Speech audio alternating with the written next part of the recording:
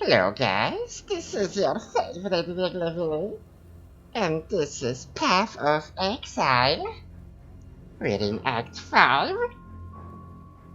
We just teleported from Highgate, and we've got some asses to kick. Let's go.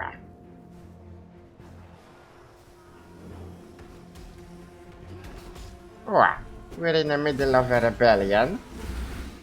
We've got some Oriath enforcers fighting with some Karui slaves.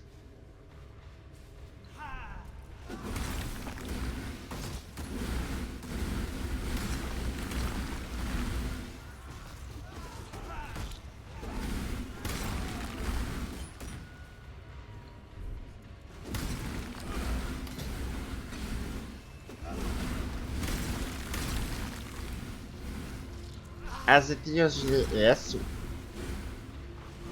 with the initial locations of an act.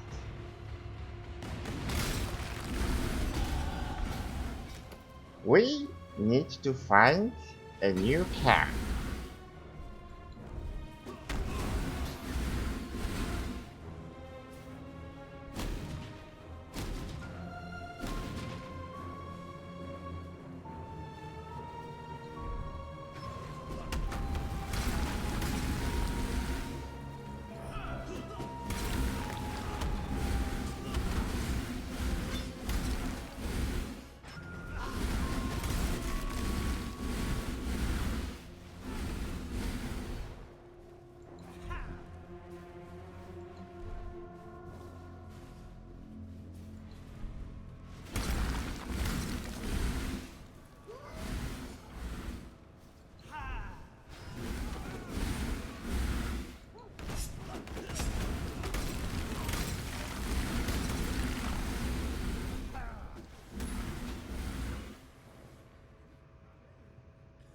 If you're interested how much damage I had when I was taking out Malachi, well,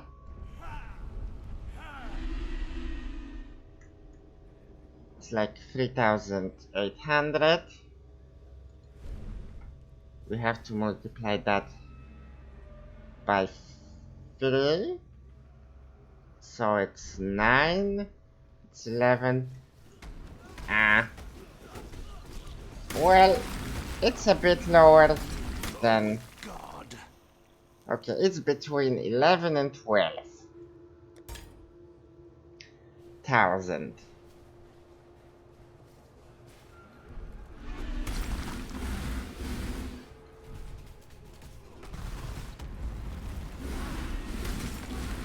Overseer Crow.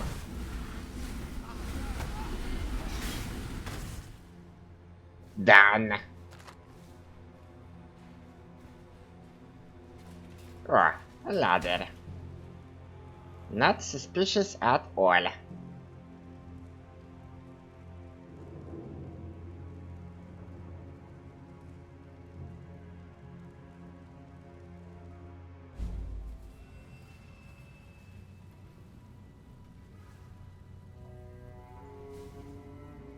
You're everywhere. Watches over the city with great interest.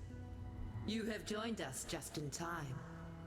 Before you lies a great many paths, each walked by a different life. But each must come to the same end. Eventually. See you soon. See ya. Oh, she looks wounded. An exile returned. How is that even possible? And a Templar at that. Striding out of the sunlight to lay waste to our enemies, like Ramakor in the stories my mother used to tell me. Well, your divine intervention gave us just the diversion we needed to take this tower. So if you keep doing things like that, then I might have to start believing in the gods again. And thank you for finishing off that last overseer for us. I don't know what sort of mother could have birthed that land-loving whale, but we were lucky he wasn't here when we took this tower. He'd have spread us across the floor like butter on a piece of bread. Here, take something for helping us in this hopeless fight of Nice comparison. Oh, you've got a ring for us. Ah.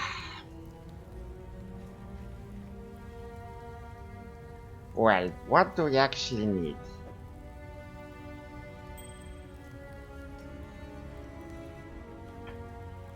We are in need of cold resistance. Mostly. With some additional fire resistance.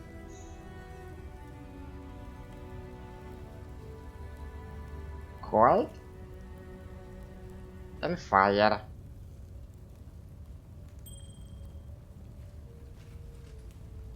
Remember, Templar murders Templar. Not a pretty sight. But it was enough to get this sorry lot up and fighting. The Tormented One promised us a sign. The Tormented One? Not quite what I expected, but then, who am I to argue with Kitava, the immortal slave? He speaks through you, Templar. He tells us that we shall be free. Utsula Makora is what they call me, and I have the miserable task of being chief to this lot. Well, I put the steel in their hands. I tell them where to stab, where to run, where to die. If that doesn't make me a chief, what does, eh? Blood isn't the only currency we need to earn to buy our freedom. We can kill all the Templar mongrels we like out there. It won't matter a damn if we don't get inside their stronghold, the Templar Gauls. Might as well put my bloody chains back on right now. Problem is, there's some sort of witchery surrounding the place. Only those who see the truth with faithful eyes are getting in there. The power of innocence is all in the eyes, you see. Yet blessed Kitava has answered my prayers and sent us just the pair of eyes we need. The ever-faithful Justikar Casticus. He's there in the control blocks right now, smiting my people with self-righteous fury. Find him and rip his faithful eyes out. I'm not entirely sure that talking to someone who's a disciple of Kitava is a good thing. They can't keep us down forever. Unlike these assorted ignorami, I'm not surprised to see you here. The beast is dead, all thanks to you, I suppose. I was listening to the beast's death rattles when these lunatics broke in, wrecked the place, and dragged me here to tend to their cuts and bruises. Thankfully, I was able to bring some of my paraphernalia with me. The balance of power is shifting in your favor, O murderer of nightmares. If I am in possession of anything that might smooth the transition of governance, don't hesitate to ask. You'll find my terms quite reasonable. Some time ago, I fabricated a device able to sense and amplify the corrupt murmurings of Rayclast, a miasmeter. I listened to those whispers for years, lingering beyond sane comprehension. And then the scream. Such profound agony that my mind was nearly sundered by its percussion. I thought another cataclysm might be upon us. But no, it was you, slaying the beast. I was witness to a singularly potent cadence. This corruption, I am convinced that it holds the very key to our human history, and with it, our very existence. Yet without the miasmeter, I'm condemned to deafened ignorance. It remains in Piety's laboratory, as long as Utula's miscreants haven't vandalized the poor thing. Find it. Listening to corruption. Now, where Yeah. We've got a very, very dangerous group of people here. we'd been planning it for months, spreading the word, stealing weapons. gathering support. Utula and his followers did most of the dirty work. I just carried a few messages here and there. Should have known I'd end up like this when the real fighting started. In the darkest hour before dawn, that's when we broke our chains. And as many overseer necks as we could wrap our hands around. We took the Panopticon as the sun rose over Theopolis, and that's as far as we got. When you're up against cold steel and colder hearts, there's only so far that anger will take you. Few of us can say that we've devoted our lives to anything greater than ourselves. Can you? I think Utula can. Since the day I met him, I've seen Utula do nothing that wasn't in the service of his people. He's a smart one. He could have escaped. He could have sailed off to Namakanui and never looked back. Yet there he stands, our herald of freedom. I might die of this wound, yet I'd be giving but a fraction of what Utula has to honor the Karui way. Considering that even Kaum was speaking about the tormented one, I wouldn't say it's like toe-to-toe with the real Karui way. I'd be dead right now if not for Violenta. I just hope I live long enough to repay her. And how will I do that? By talking Utula out of his inclination to slice Violenta's throat open. As far as I'm concerned, our pasts are as broken as our chains. Remember. Take a deep breath. Inhale the twin stink of exploitation and oppression.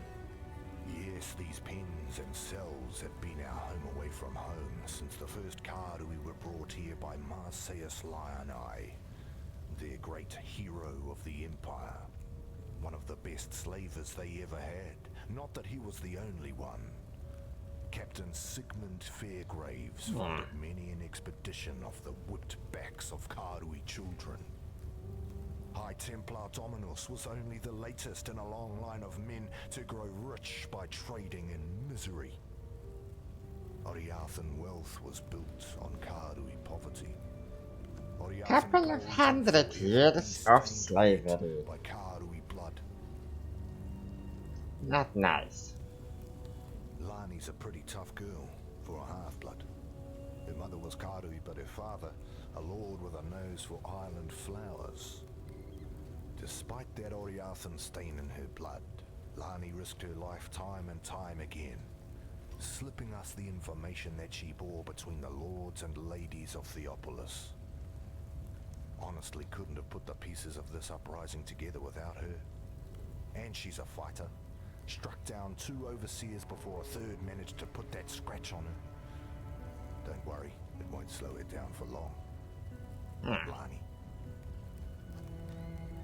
So she's a tough one. Lani, I'd have cut that bitch's throat the moment I met her. But Violenta seems to know her medicine, so she gets to live. Until Lani is better. Then Violenta will answer for her crimes against us. Overseer's Tower, this place is called. And you know the worst thing about the men who stood here, watching us, cursing us, descending to whip and kick us like curs? They were slaves, like us, willing to turn on their brethren for a bigger cage and a few extra rations. I can't quite put into words what a pleasure it was to take this tower, to rip the greedy eyes from those traitors. Did they see it coming? I hope so. Well, I know his other names. The Black The Black Spirit. the Cannibal King, the Ravenous One. He was all of those things before Tsukuhama slashed out his eyes, before Valakor drowned him in the sea, before Hinekora whipped him and condemned him to immortal darkness. Kitava has learned from the suffering inflicted upon him, learned what cruelty is from his own flesh and blood, learned what it means to be a slave. Now he hungers for freedom, not merely for himself, for all of us who have suffered under whip and shackle. Kitava is the tormented one, destined to rise up from the darkness and banish cruelty from this world, and we, his children, rise with him. So, Kitava is in a way connected to the beast, but it's not actually clear or really logical. Well, maybe just the Karui thought that the cause of all evil, the undying, the corruption is Kitava because, well, that's what they believe. But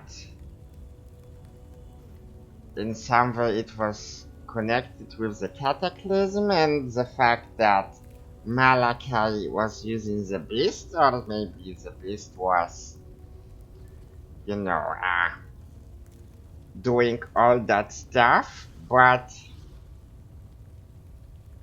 like Malachi was only leading it. Too many pieces in these puzzles are missing. Old Red Eyes.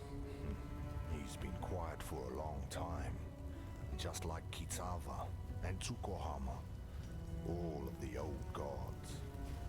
Now innocence has woken up, and with him, power like I've never seen the Templar wield before.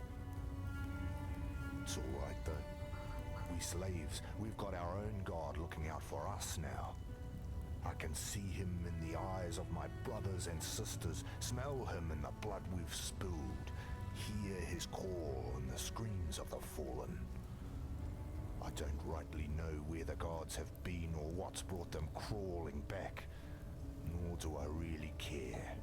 All I need to know, my friend, is that we're not alone anymore. So somehow, probably it's connected. God started waking up after the beast's death. There's two parts to the Templar, the grim face and the spotty ass.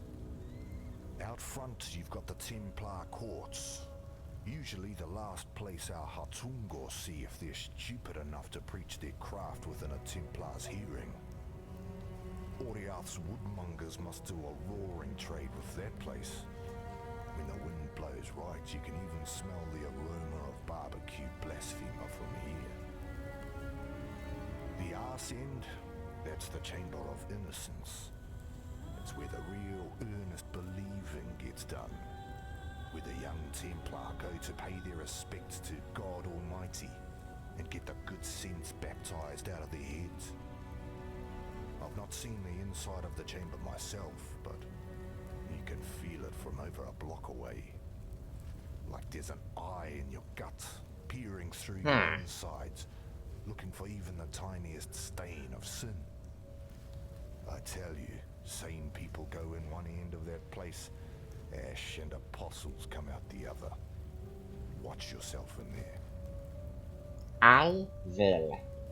With Dominus away in Rayclast, someone had to keep the wheels of oppression turning. Avarius was only too happy to take the job. It had plenty of practice already, of course. It was Avarius who led some of the largest and most crippling raids upon the Ngāmakanui and the Ngākura McCoy. It was on his orders that men, women and children were shackled and shipped like cattle to Theopolis. And it was Avarius who spent 5,000 Karui lives building his Templar courts and his Chamber of Innocence. Who had wives and daughters scrub their husbands and fathers' blood from the stones so as to preserve their purity. When you meet Avarius, feel free to exact a little extra vengeance in the name of Karui's suffering. Well, this place is certainly going through changes.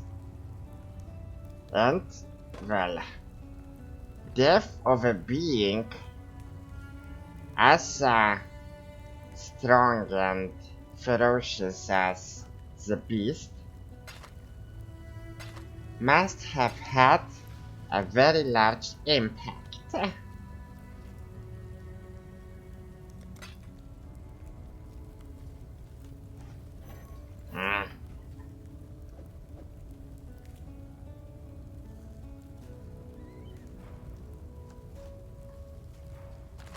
One, two, three.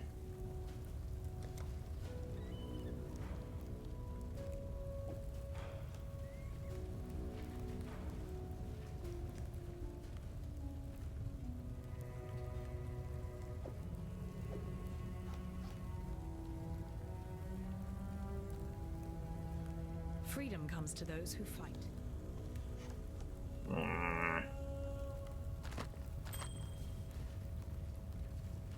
No. Ah. Well, this is gonna be a huge improvement to our survivability. Without it, we've got like 1000, almost 300 hit points. And 600 mana. So it gives us 100 hit points. Almost 50 points of mana, and we've got our resistances maxed out very nice. We are prepared for shitty things to come. We got the backstory for some occurrences in the capital.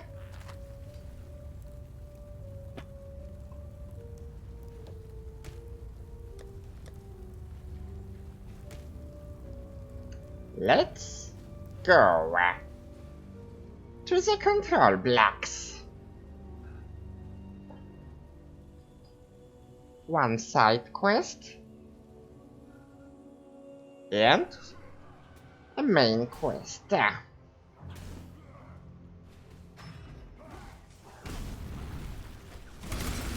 Nope.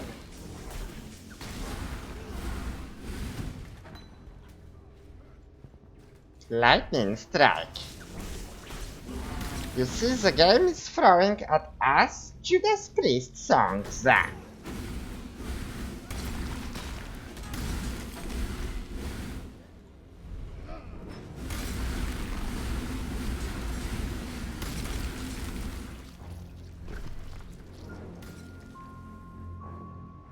We're gonna have to think about some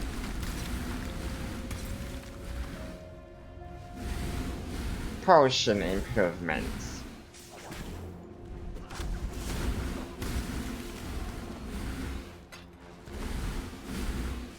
At least some basic ones.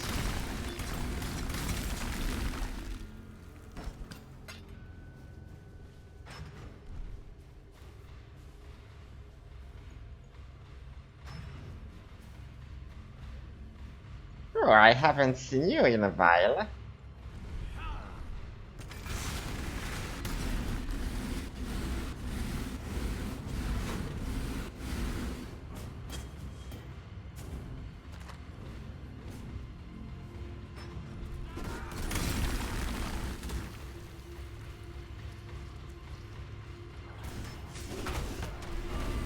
Rah.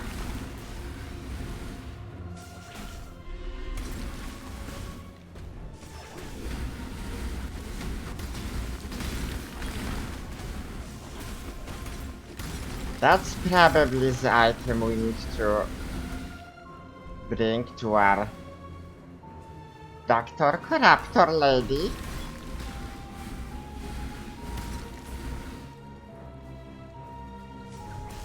Yeah, I'm sure she knows how to heal, but I'm even more sure that she prefers to use that knowledge to bring pain.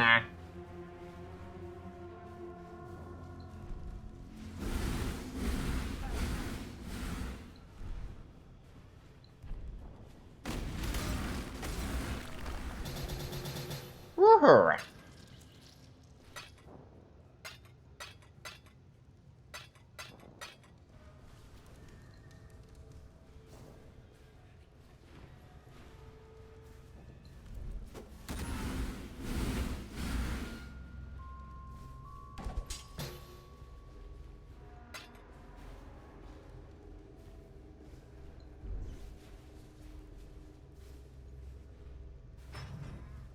You might ask Willy, but why are you helping her? She's a bit crazy. She's violent. But, we just came from Rayclast. We were exiled ourselves. Some people are exiled for some petty shit. Not really damaging to the society.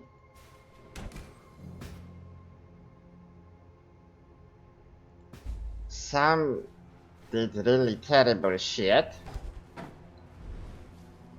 like Creighton, Hillock, and still we came back. We are like doing quite nice for ourselves here. And the people like us, those who we let live.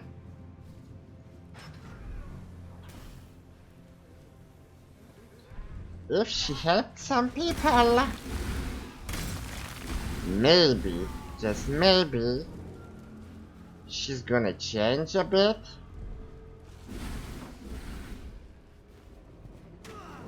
If not, there's a lot of people who would dispose of her gladly and easily.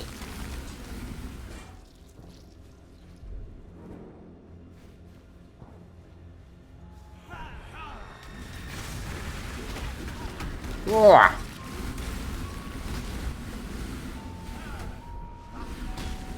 I wouldn't call it unexpected, but we have to watch out. I placed myself quite terribly there.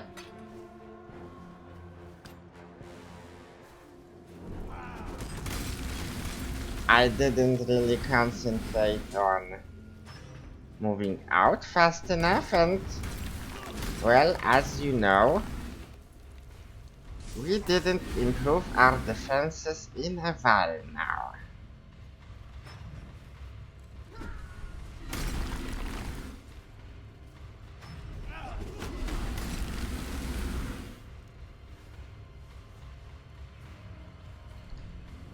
And they're not throwing daisies at us.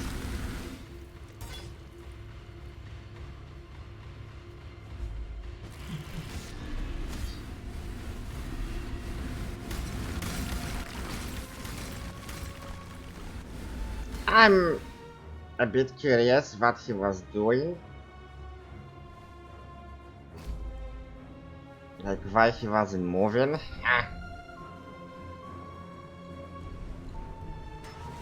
He was probably channeling his death.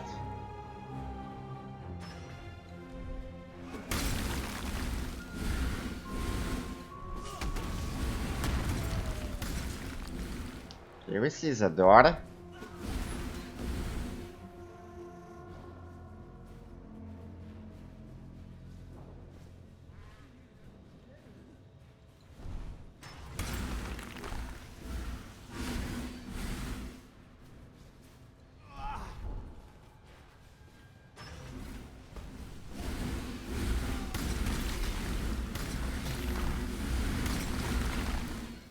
I am no beast of burden. How many times do I have to repeat myself? We're out. Oriaf Square. Oriaf. I don't have a good memory for phonetics.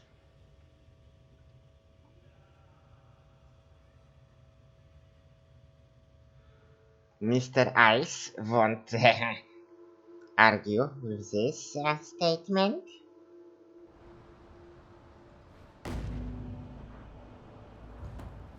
No, not slave. Ah, shit.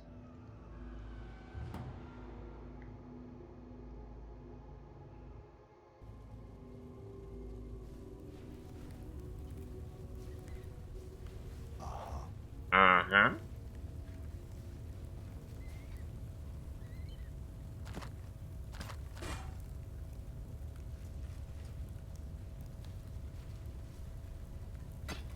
The more resistance we have from other items, the easier it's gonna be for us to get rid of the weaker ones.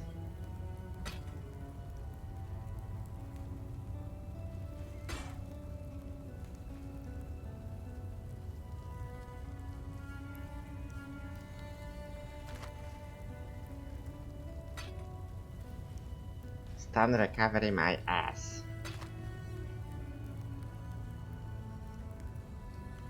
Ah, Eyes of Zeal. Looks more like balls of zeal. So you made just a Carcasticus see the light, did you? Couldn't have happened to a nicer fella.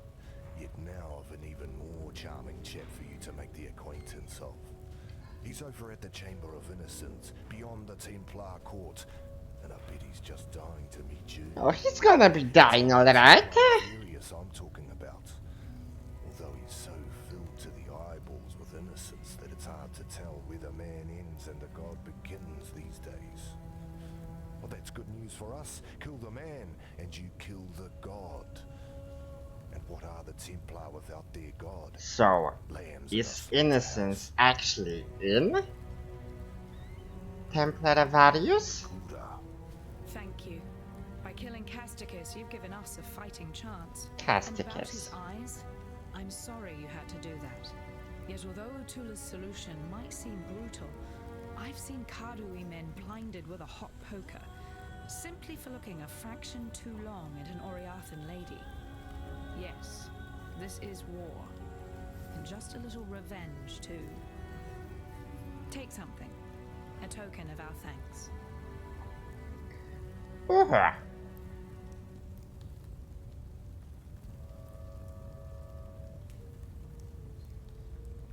Is it time to start using other attack mechanics?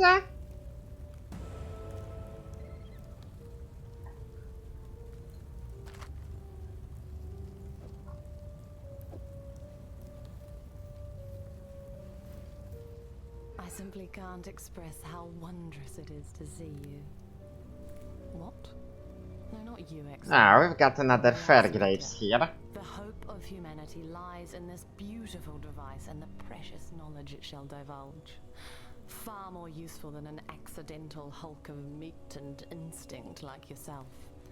In fact, I wouldn't be surprised to discover that your slaying of the beast correlates directly to the strife we must currently suffer. Ah, At least you've proved useful enough to return the miasmeter to me. That deserves some small reward, I suppose. ooh. Book of Skill. Now, where was I?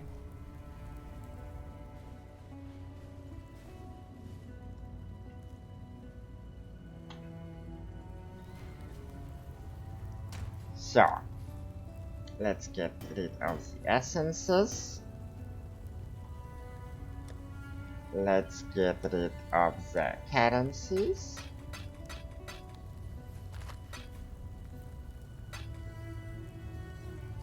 And now we can get back to ass whooping.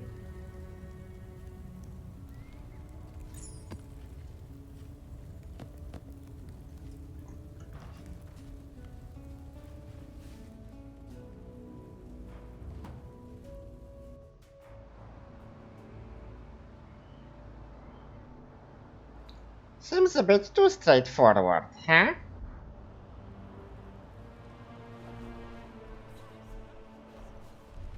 Home sweet home.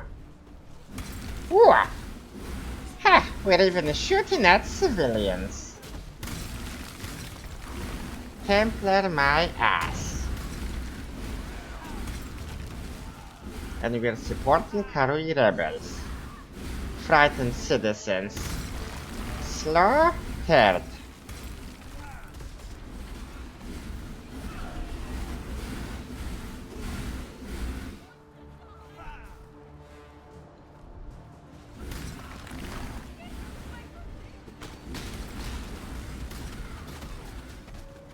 Haven't seen proximity shields in a while. Oh.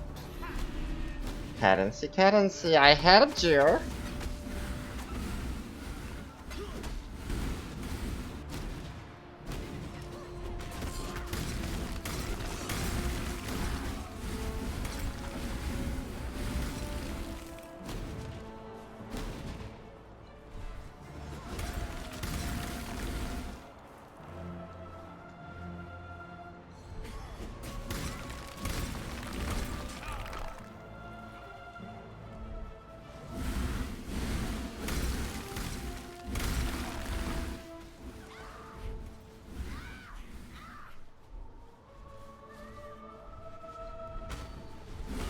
We've got some roofs or faith on every corner.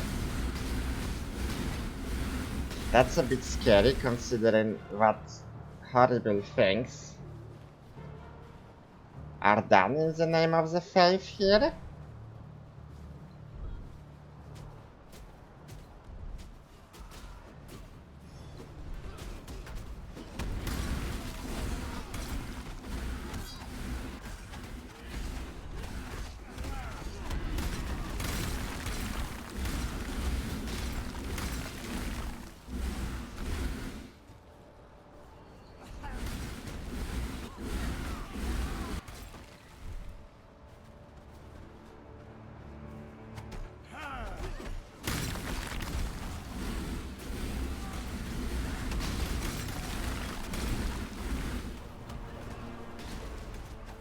We've got the hideout entrance.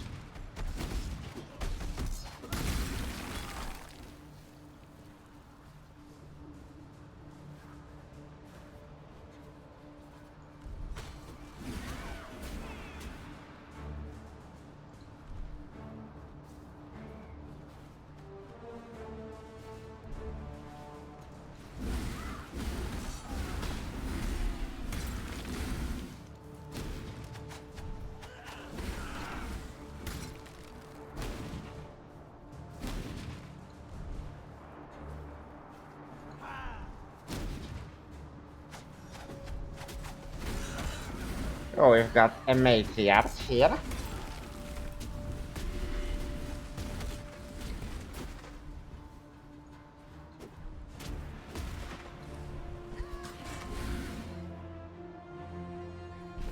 She did very nicely with our totems. We're actually no match for enemies dealing area damage. That's where we actually have to use some smarts. Or just spam the shit out of them with more totems. We have to be able to sustain them while they are destroying them.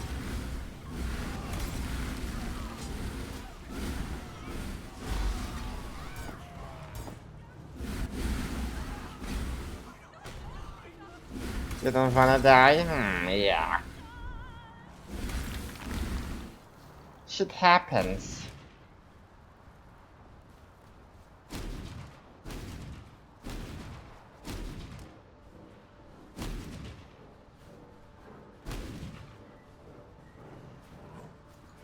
Alright, let's try Onslaught.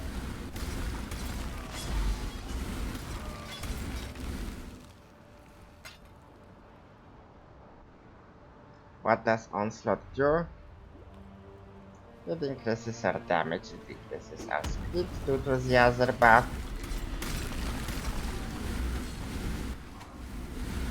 so we're gonna use it from time to time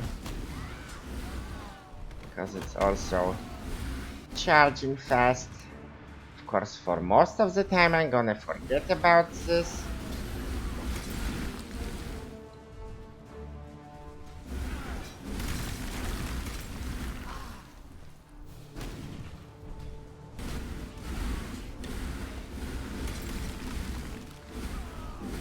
Yeah, usually I use flasks like that when I just tap all of them because I'm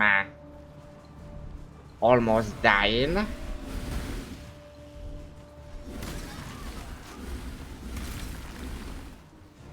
So no nerves of steel.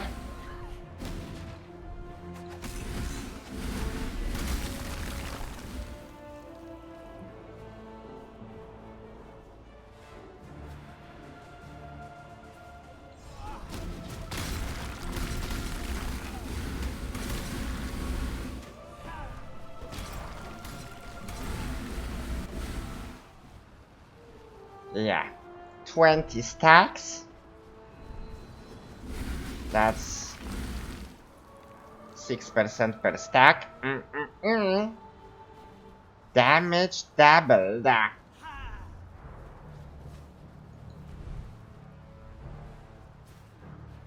Here we are.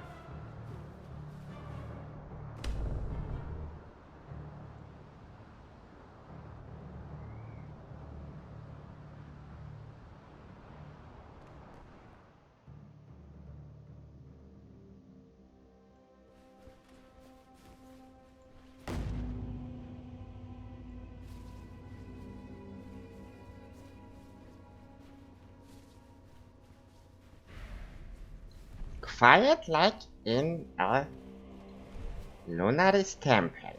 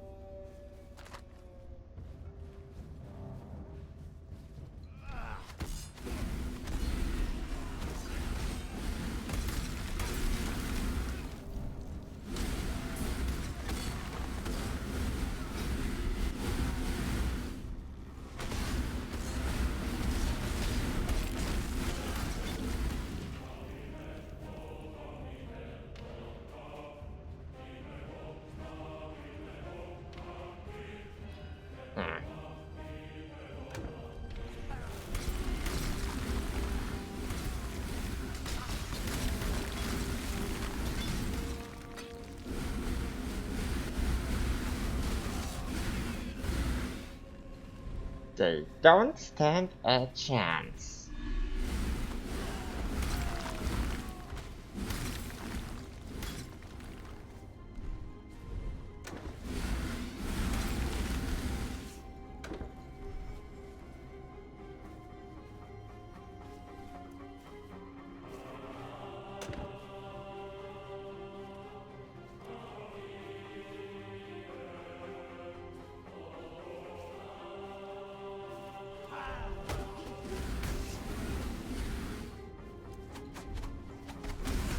On the ground, we have various depictions of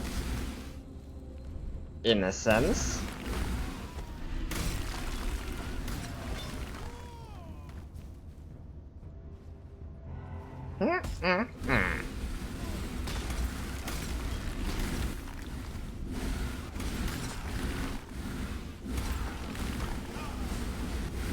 I wish I had such a regeneration all the time.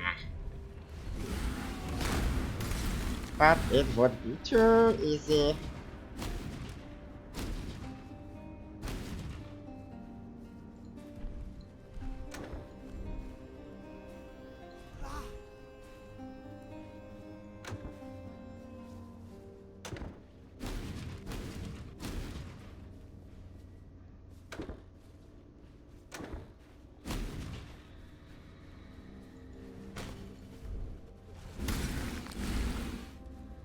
Don't go Beric Dondarrion on me.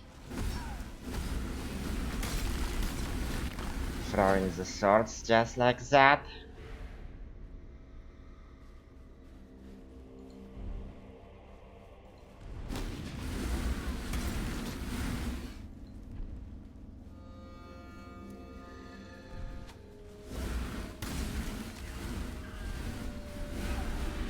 Oh. It would have been too dangerous for me to let them connect. Even if the drop was a bit better.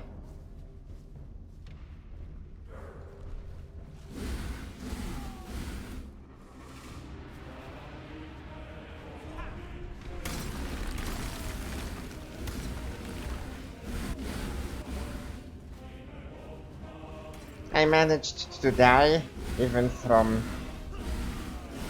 less dangerous encounters, so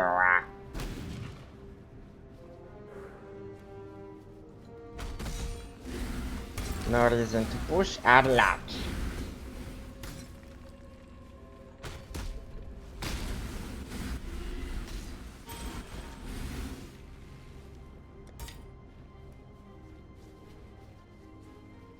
The Chamber of Innocence.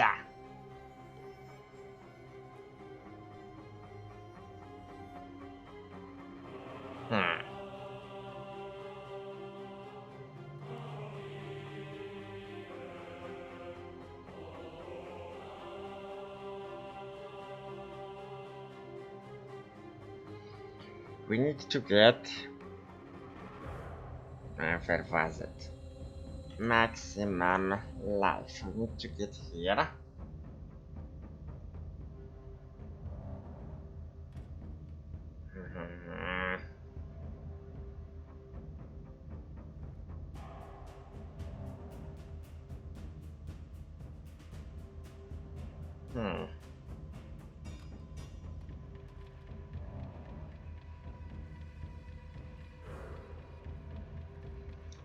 This one also looks interesting.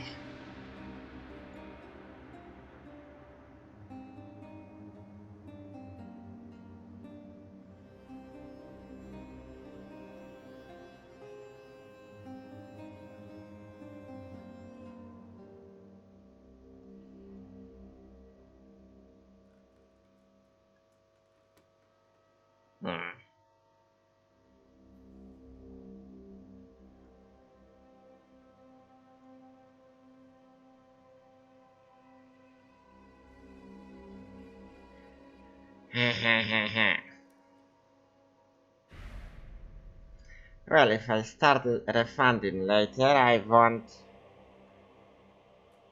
be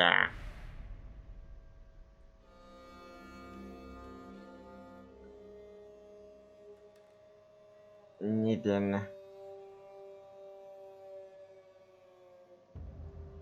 that much detours.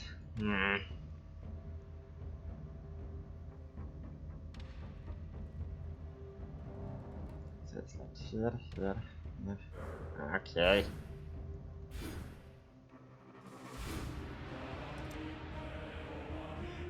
What?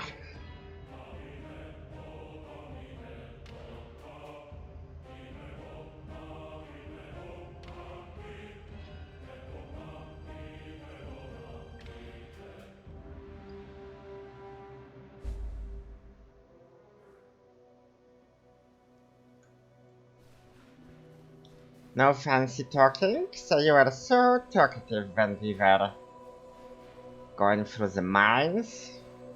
And now, when you're home, nothing?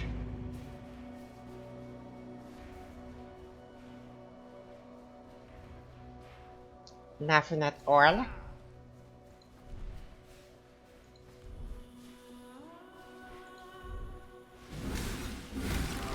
Ooh.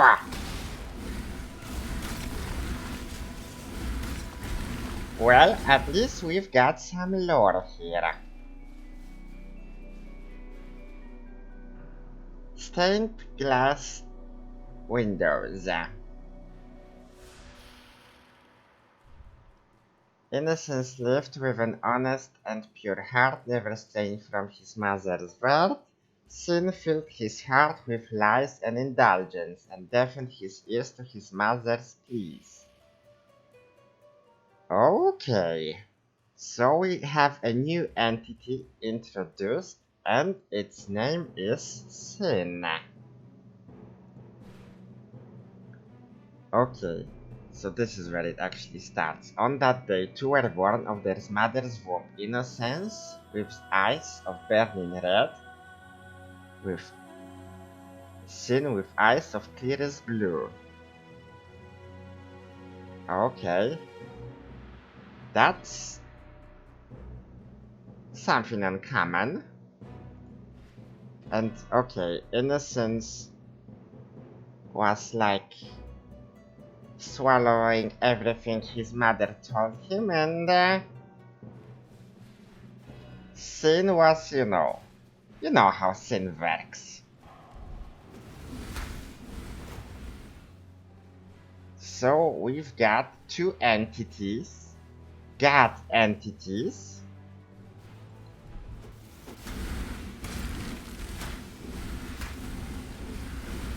overwhelmingly powerful.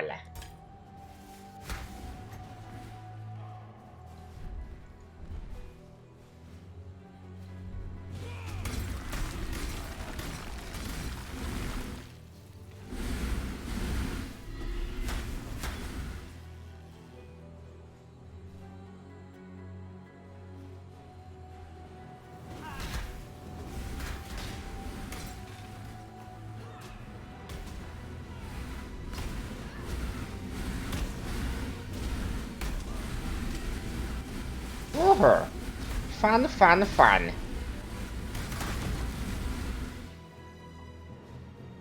We should probably start with this one. When the mother of two broke bread, she allowed Innocence to eat his fill as reward for his virtuous nature. Sin was cast the scraps to remind him of his worthless ways. Yeah, that's a Christianity on one image. You're gonna be rewarded for being good, and if you're bad, you're gonna get shit. That's really encouraging.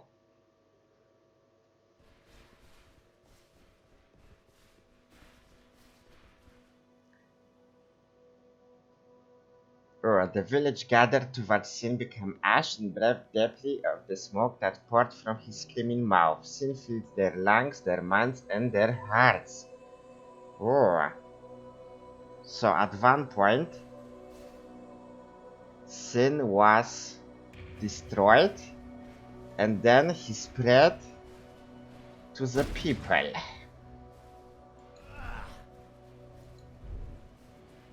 That's a bit of a time gap, I think. We're gonna have to fill it in with other items. With lore. Oh.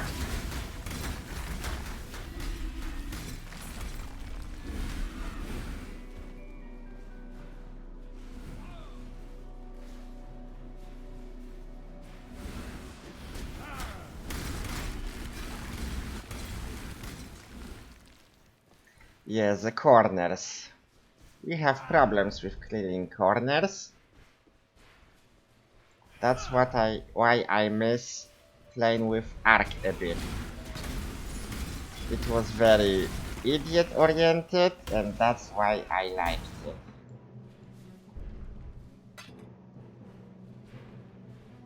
Whoa! Okay. We're gonna get back to that.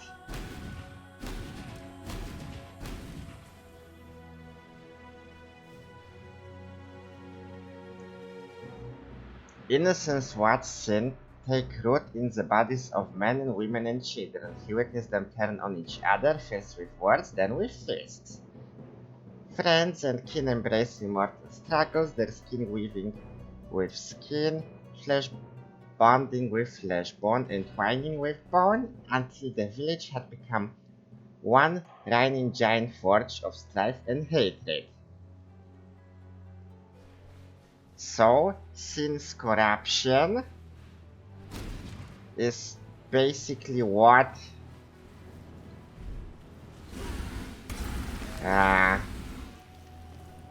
we have observed through the descriptions of the cataclysm a bit, but well, we already pointed out that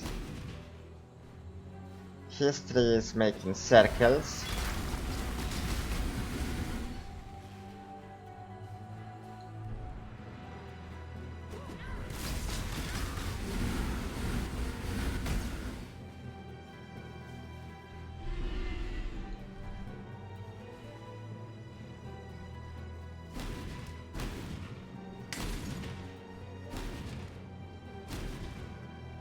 We don't really, I think, have any reasons explained for burning Sin.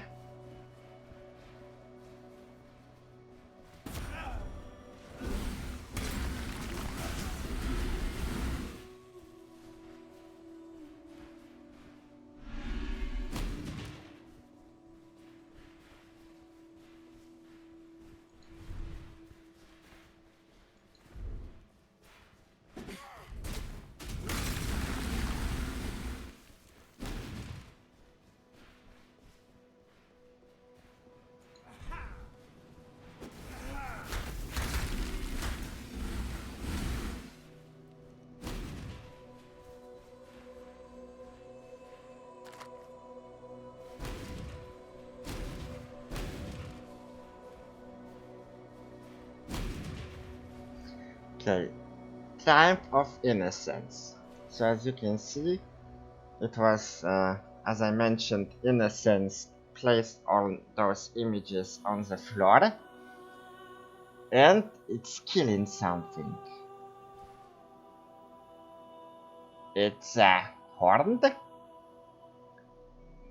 Waves crashed upon the shores of wrath, waves of hunger, waves of desire. The ravenous god and his starving multitude, rising with the tide, flooding our streets with death and depravity, until innocence cried out no more, bathing our city in fire, scorching the wicked to ash and bone. The ravenous god fled into the embrace of the glorious Savior. Driven down he was into soil, stone and beyond to damnation, by the will and light of our innocence. Wah! Shit! So, it seems that here we have a depiction of innocence banishing Kitava. Right? Because we have hunger, ravenous god, blah blah blah. Yeah, so this is Kitava.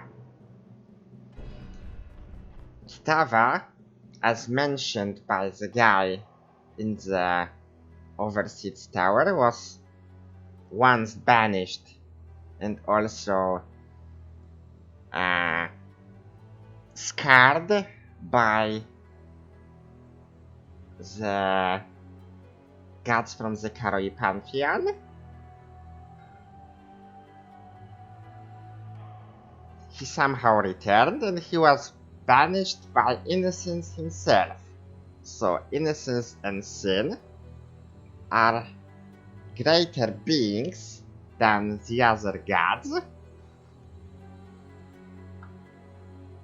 Wow. Overwhelming.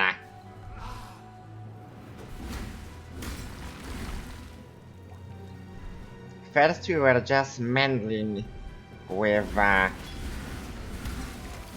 some problems of madmen, and now it's taken into a totally different heroic level.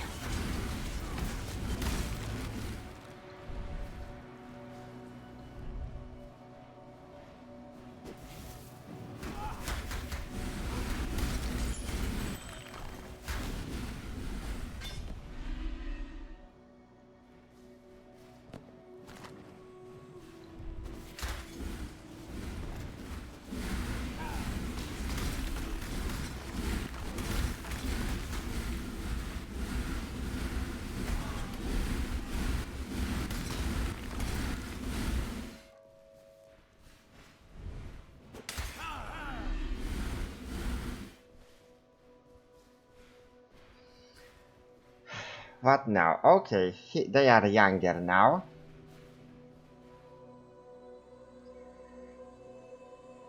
Yet the punishment only served to feed Sin's last. Before his brother's eyes, Sin stole a fish from the market and lied to the watchman who caught him. Sin then beat his brother until a promise of silence was extracted. So this is after the breastfeeding part. His mother was bad to him, so he grew worse and worse.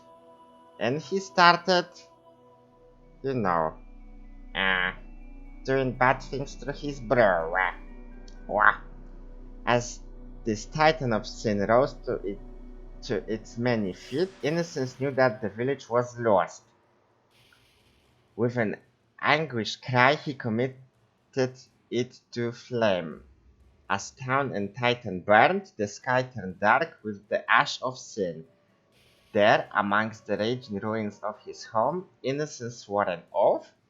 No matter where the ashes of sin fell, his purifying flames would rise to meet them.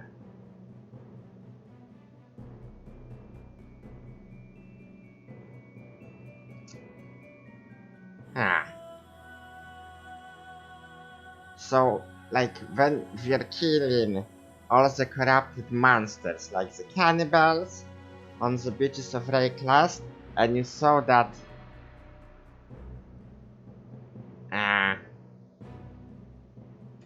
that those dark clouds leaving the body, well, on one hand it's like the black spirit, so it's like Kitava's paint, and on the other hand they like try to explain that it's also connected with sin.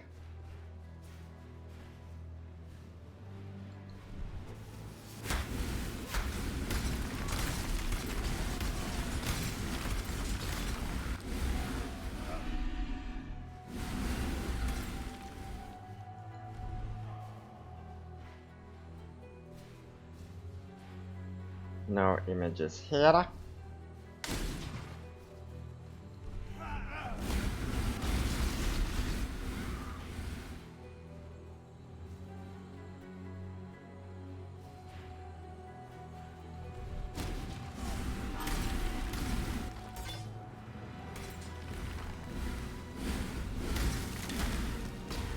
Okay, we've got more.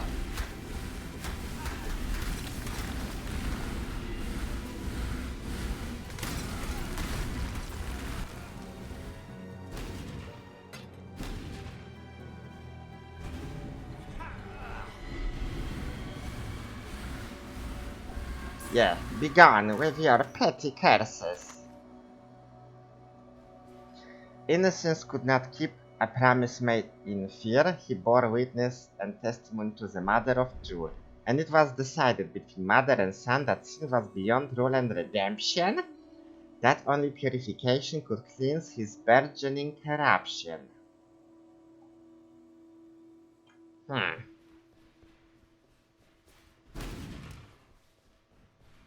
So now we know that taking care of sin was not a decision made by Innocence himself.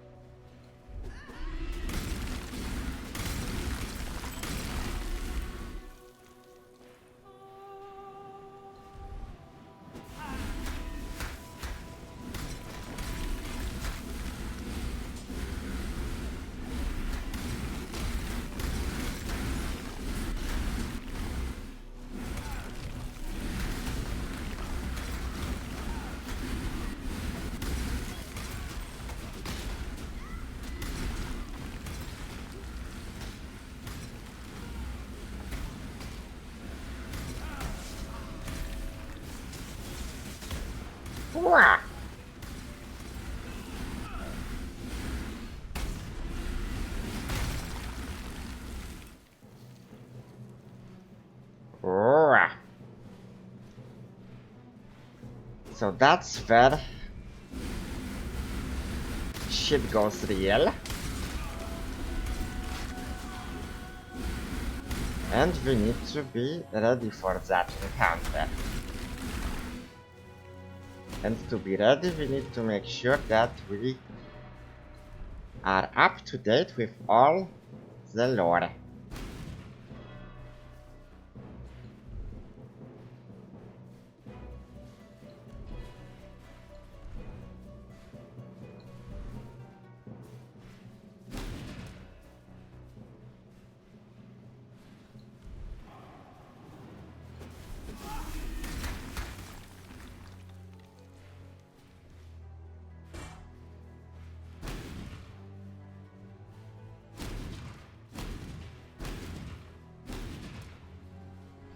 So it seems we're up to date. 2 kids, 1 bad, the other good. Supposedly. The bad went bad. The good one decided with his mother that they have to dispose of the bad one. They burned him with the whole village, and the corruption spread through the whole land.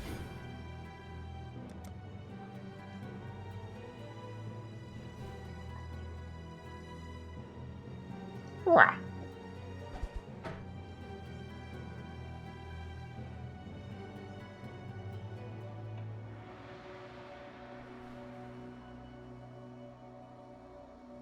Okay, nom, nom, nom,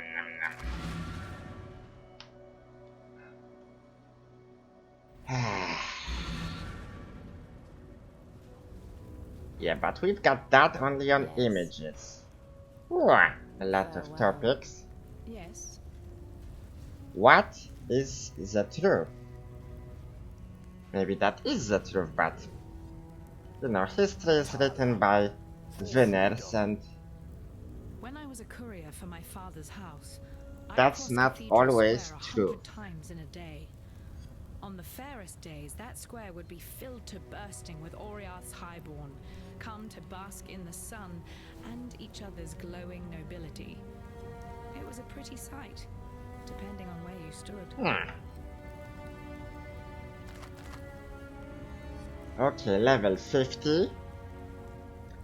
Out of our reach, but we can start stacking them.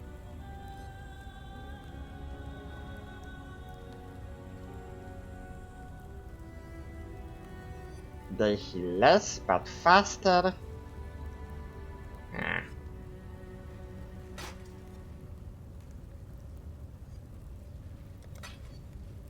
Remember, we do this.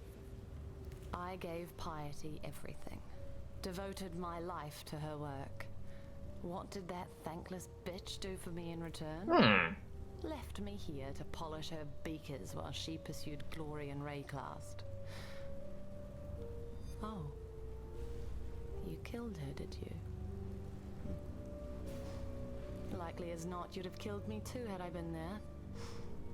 In that case, perhaps we both got exactly what we deserved. Not very Piety and I have researching. devoted ourselves to the betterment of the human condition. As for our methods, Piety had a saying that summed it up nicely. Would you consider the feelings of the stones when constructing a glorious cathedral in the name of God? That's a bit Casticus detached supplied us from with slaves, humanity. mostly Cardui, and I put them to good use. In fact, I believe their participation in my experiments elevated them from squalor to splendor. Our subjects were able to give their otherwise meaningless lives to something greater than themselves. Isn't that what we all want in the end? Yeah, but usually using our own free will. In contrast to the company she keeps, Lani has quite an astute mind. I put it down to that Oriathan education she's managed somehow to procure. Whilst quelling whatever resistance you might meet in this noble coup of yours, you'd be well advised to look to Lani for counsel.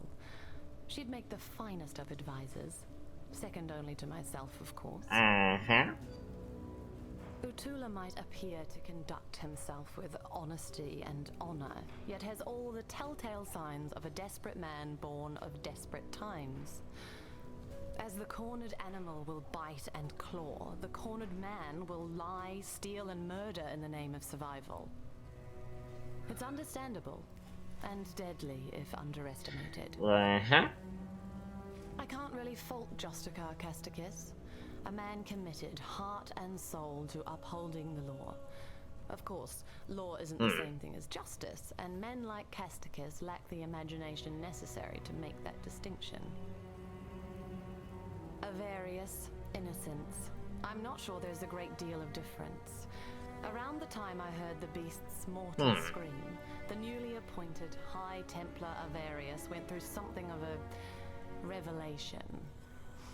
The manner in which he speaks and acts now would indicate that he believes without doubt that he is some earthly embodiment of God. That's faith for you. It'll reduce grown men to the madness of infancy. So if we were to believe her, it would mean that For freedom. the moment you killed the beast, God started resurfacing in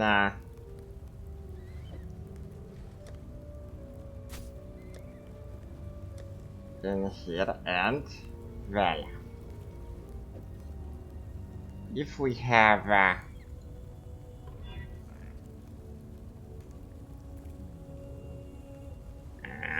ignite, not really. Curses, no. No. No. No. No. No. No. No. Okay.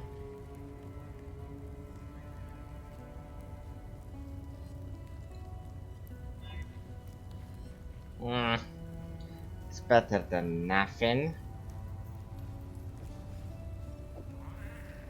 Let's make that one instant potion. No. Bleeding.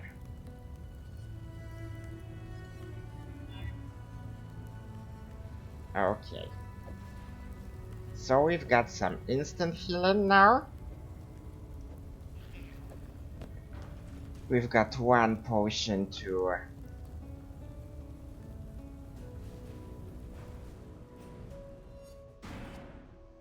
remove bleeding.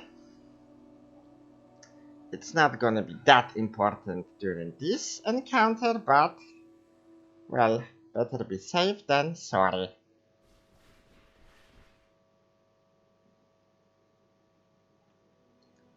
So the beast was blocking the resurfacing of some gods, and at the same time, innocence was the reason for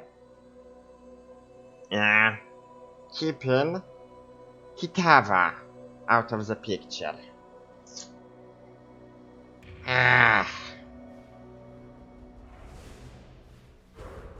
Woohoo!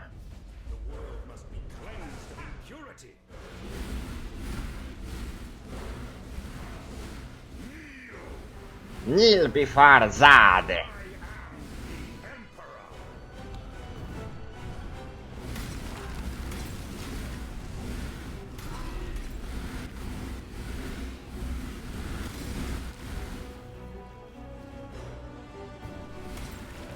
Okay, now he's blocking damage. We can't even check how much life he's got left.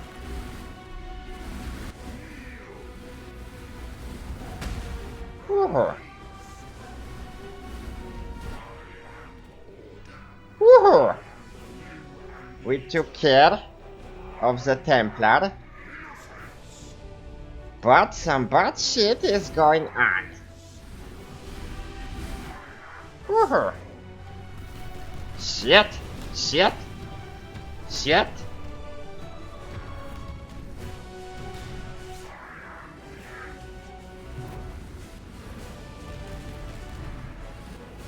That's not very innocent-like.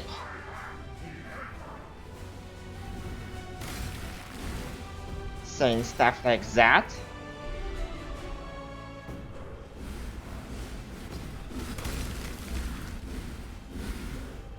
Let's keep it in an arc.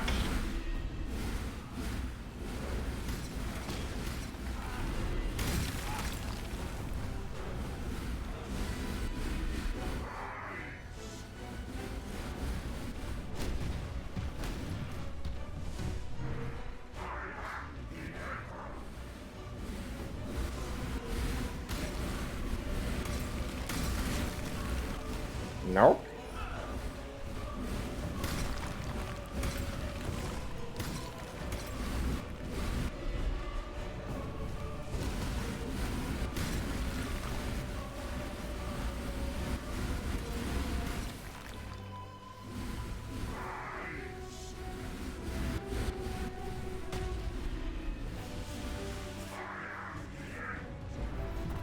Woohoo! I am the end, not you. Innocence. Wah! You and only you, I shall save.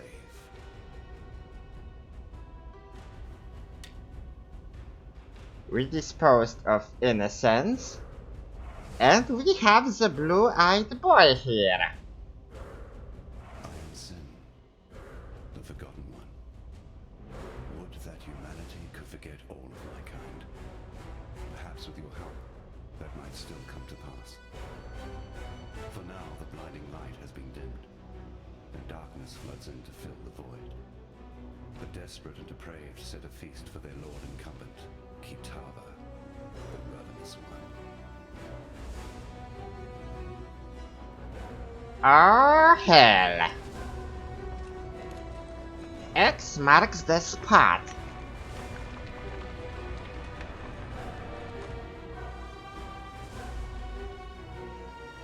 What the hell is going on? Deep in the Templar's ossuary, and the company of the dead, there lies the sign of purity. Innocence bled himself for the creation of that cruel, desperate weapon. Tempered in his own ruby ichor, it was forged to be a transcendent tool of punishment and purification. The sign is a living agent of righteousness, or at least, the dubious kind of righteousness that my father subscribes to. Innocence found in the first High Templar a most faithful servant, and gifted the sign to him, so that it might be used in times of great need. The great need of innocence believers, that is. Humanity's general well-being has never been a particular concern. Ha! And we're talking with Sin himself. Though I am a god, I have not forgotten my humanity. I care for that which I once was. Kitava remembers nothing and cares for nothing but his own hunger and greed. He is an endless pit of gnashing teeth and churning guts. While other gods arise on the mainland and fight for the meager scraps of what was. What? Kitava has the most fecund and formidable civilization of his age at his disposal. He can feed when he likes, and he grows ever stronger with each morsel. All of Arias shall soon belong to Kitava, and if that happens, it will rise beyond even our reach. He lives, after a fashion, that pretentious little vessel of his served only to encourage his divine follies. I have procured him a more sensible host, one that should contain his excesses and temper that fragile ego of his. Hear this, brother.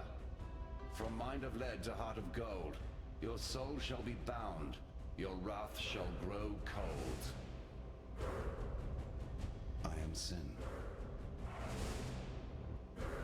Wah! Should Kitava accept the invitation, there is but one thin sliver. So,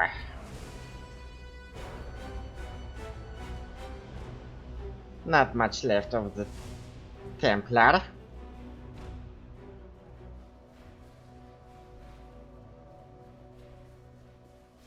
What in damnation have you done? That's a big guy. You've destroyed him, and yet I hear the voice of innocence, begging for our forgiveness, asking for our help. You and I heard him the moment the High Templar fell, whispering inside my damn skull, his heart beating within my chest. Innocence protects us now, holds fast the door against the murderous tide that rushes to meet us. He wants you to pass through that door, to bring order to the chaos beyond. I don't understand any of this. Moments ago, I was just a soldier obeying his High Templar, banning the nobody. Now, my God lays inside my head, telling me to let you through that door and to make my way to Overseer's Tower, if it still stands. Ooh-hurrah. It does? All right. I don't know what's waiting for you out there, but should you survive it, I'll see you at Overseer's Tower. Ain't that something? So, we kicked the shit out of innocence and actually kicked in some sense into him. And after sin placed him in another human being, well, now he knows that the shit is real and we have to repair this broken country. You deserve recognition for what you have done. You've freed us from Templar oppression. Yet I fear you may have defeated the lesser of two evils. Still, Someone is missing. you'll be needing it in the dark times to come. Woohoo! Rapid expansion, wildfire, overwhelming odds. Okay, this is Ground Slam, Molten Strike. Cliff, Shrapnel Shot, Ice Shot. Frost Blades, Ethereal Knives, Freezing Pulse, Earth Snow. 8% shit. Frost Bolt, Magma Orb, Blight, Zombies, and Spark. Let's take another First Snow. So, actually, if I wanted to get my 2 First Snows, I would have to get here by myself twice. And I got them both for 1 alchemy orb each. And you know, it makes a difference. Once Kitava has gobbled up every scrap of Oriathan flesh, sucked every Oriathan bone dry of marrow, he'll turn his endless hunger to Namakanui and the whole Karui archipelago. As you know, the Karui will fight, and they'll fight hard, but they're going to need all the help they can get. And I know of 3 treasures that might just make the difference. They were taken when the Templar raided Namakanui. A whip woven of Hinekora's hair. A tooth that Tukohama ripped from his own mouth. A fish hook that was once the jawbone of Valakor. A fish hook Together, from a they're known as jawbone? Kitava's torments, and lie within the reliquary that borders Oriath Square. I saw them with my own eyes when delivering messages to the scholars there. Please, That's go to the some reliquary and claim crazy those shit. treasures before Kitava's children do. I can't yet begin to unpick the lies that Utula has told us, but this piece of truth I do have. Utula sensed that very moment when you struck your final blow, when you broke the Templar's power. He turned to me and told me this. Yeah. Our king comes to us. Well, he was quite open about hungry. I shall prepare him. being in favor of Then he gathered his Kitava's followers reign and of left. destruction. Where's he gone? Oriath Square. You won't need directions. Just follow the screams. Once Kitava has gobbled up every scrap of Oriathan flesh. Let's check the horn.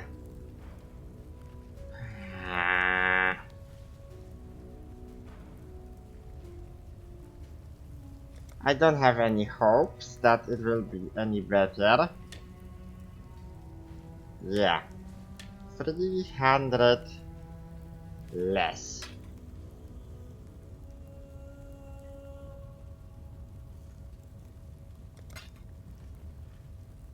For freedom. Bannon. We're glad you made it. No, damn it all, that's just too strange to abide. I'm glad you made it. And innocence tells me I need to keep helping you. So that's what I'm going to do.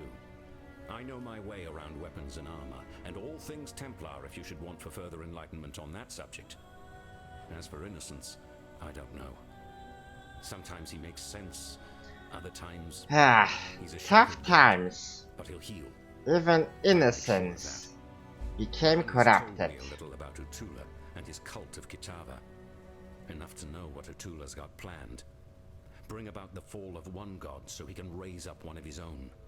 And this Kitava, from what fragments I can piece together from innocence, he's not the benevolent kind. Please, find Utula and stop him. I'm not saying this because I want to put innocence back on his divine throne. I'm saying this because Oriath is my home. It's made some mistakes, but it doesn't deserve the fate that Utula has in mind. Good luck out there. I'll see what I can do for Wow, so many topics. I'm having a little trouble explaining it myself. I've never been the most devout of men, especially for a Templar, more of a soldier than a believer. But now, innocence himself rests within me. His voice is weak, barely a whisper, yet still he has the power to keep us safe from Kitava's hunger. At least for now. For my part, I'm simply grateful. Grateful that I have a god watching my back, and grateful that he's given me the power to watch others in return. Can we skip this lightning?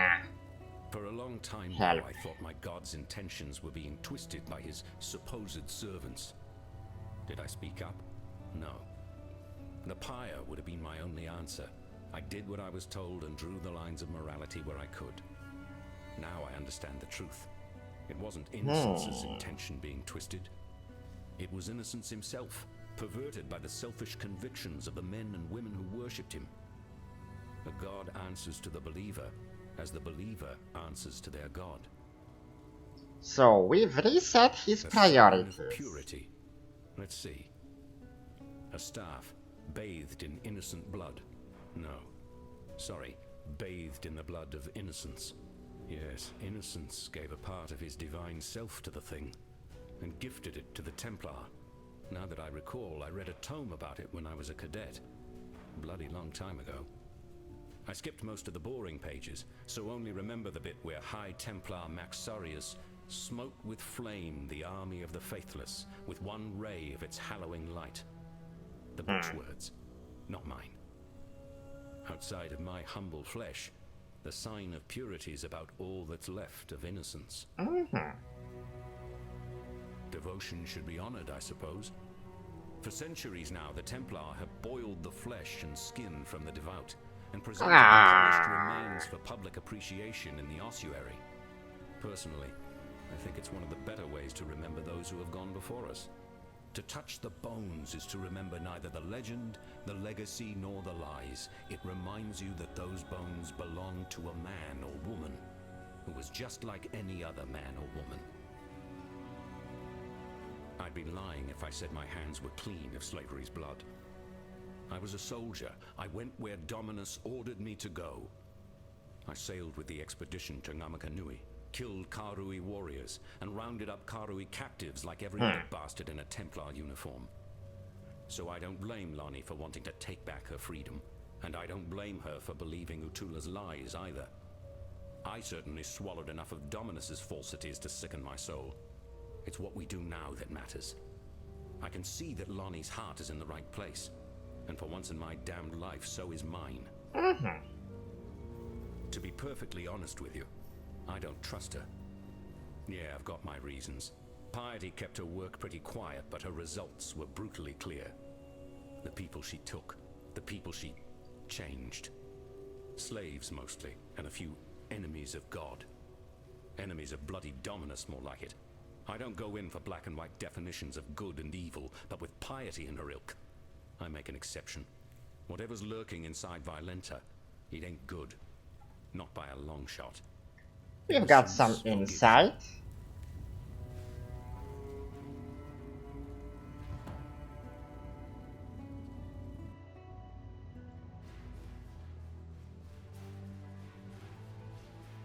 Torched quartz. So we're actually going back now through new locations. The Chamber of Innocence, it's like a transition point. It marks the change in the world.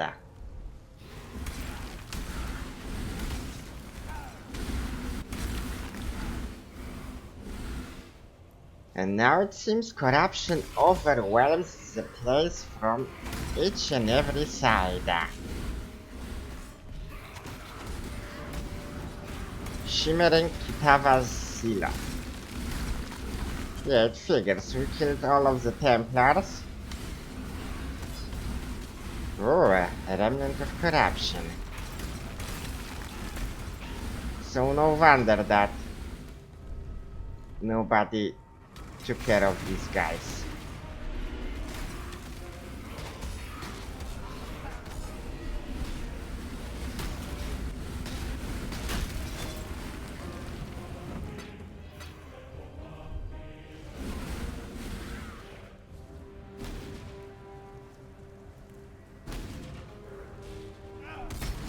Well, the overlay, the general overlay, yeah. I doubt it changed, so we're gonna have to make a route like this to get out.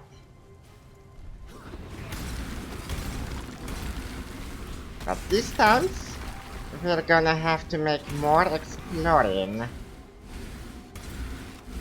at the square.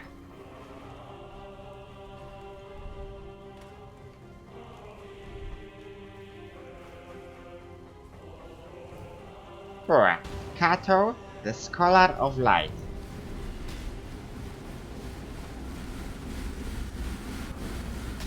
Kato, the Defiler of Light. Ah, nice. That guy had a transformation.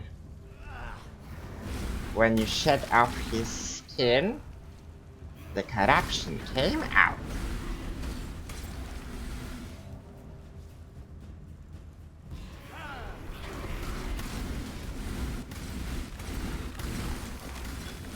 $30 stacks at one point.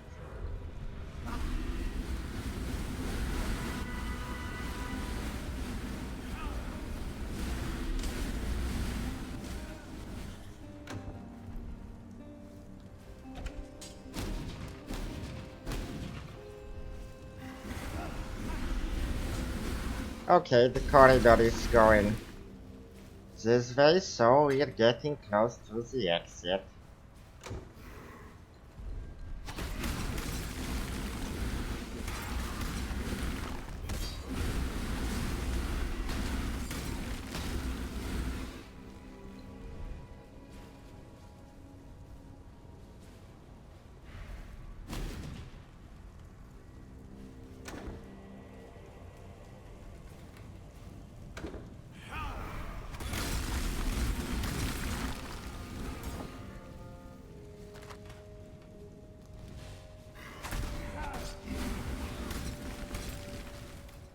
Here we are. The ruined square.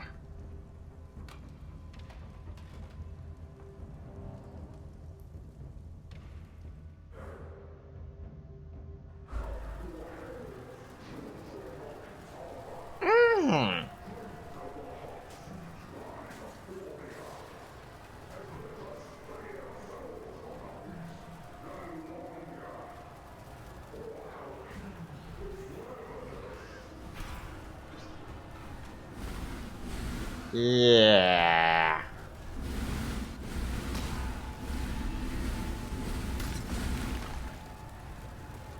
He looked like a bigger version of Piety.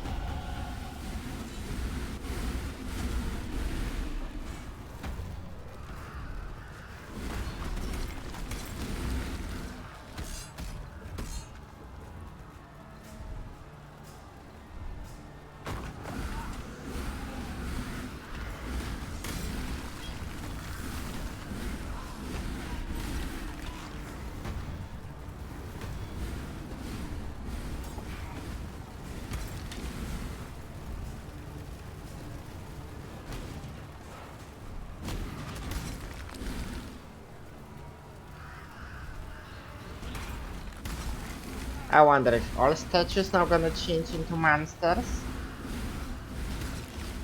Maybe not all, but at least some of them. Purity will prevail. Okay, we've got a waypoint here. It's next to the ossuary.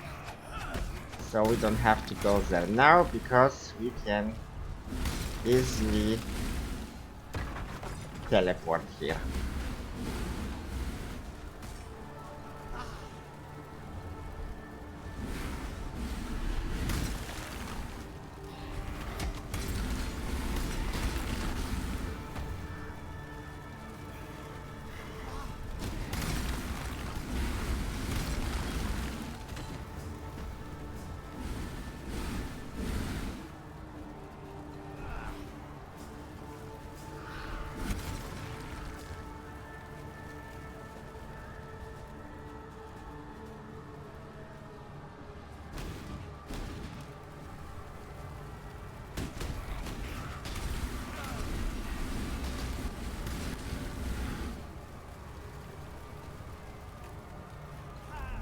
I am no beast of burden. It's a funny thing, but actually, when the enemies curse us with temporary chains, they're making us a favor because besides the fact that we're slowed, which doesn't really harm us that much, all the buffs that are on us are extended. You know, the time is passing for us slower in general.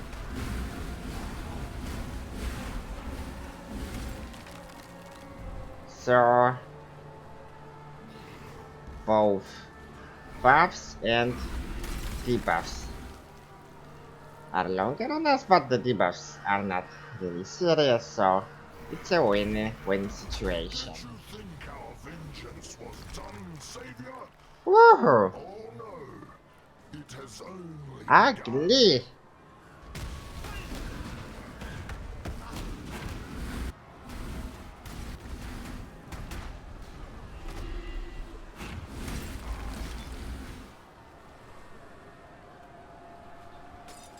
Ugly. Really ugly.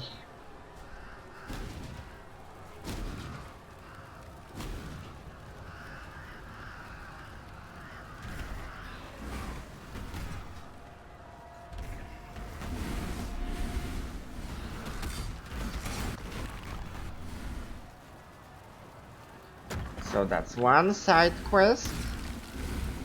And here is the reliquary. But before we clear it, since we need to get free items, we need to clear our equipment.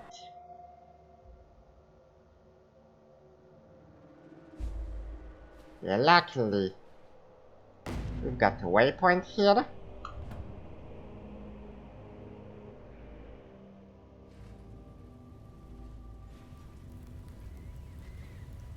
Freedom comes to those who fight.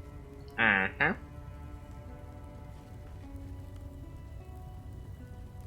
Hmm.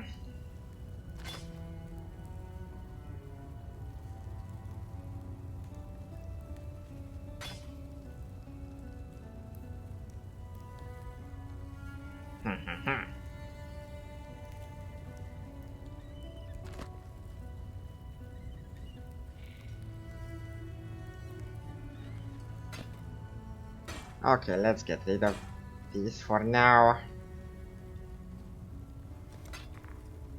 Remember, we do this for freedom.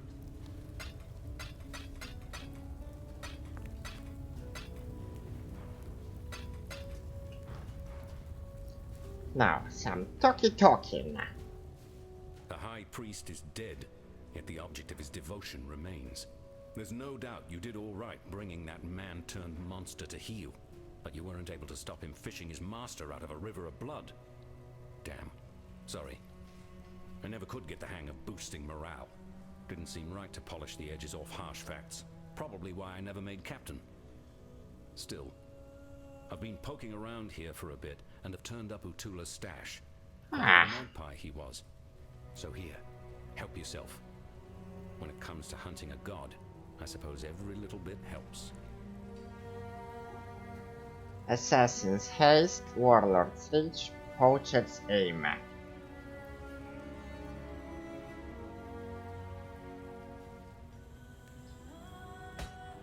Good luck out there. Yes. In contrast to the company, Bannon claims that a god now lives inside his head and talks to him. What's more common? Divine possession or insanity? I'll leave you to calculate the odds. The sign of purity, yes. A discry staff that piety sent me to study at one point. Apparently it was a gift from innocence to the first High Templar, Maxarius.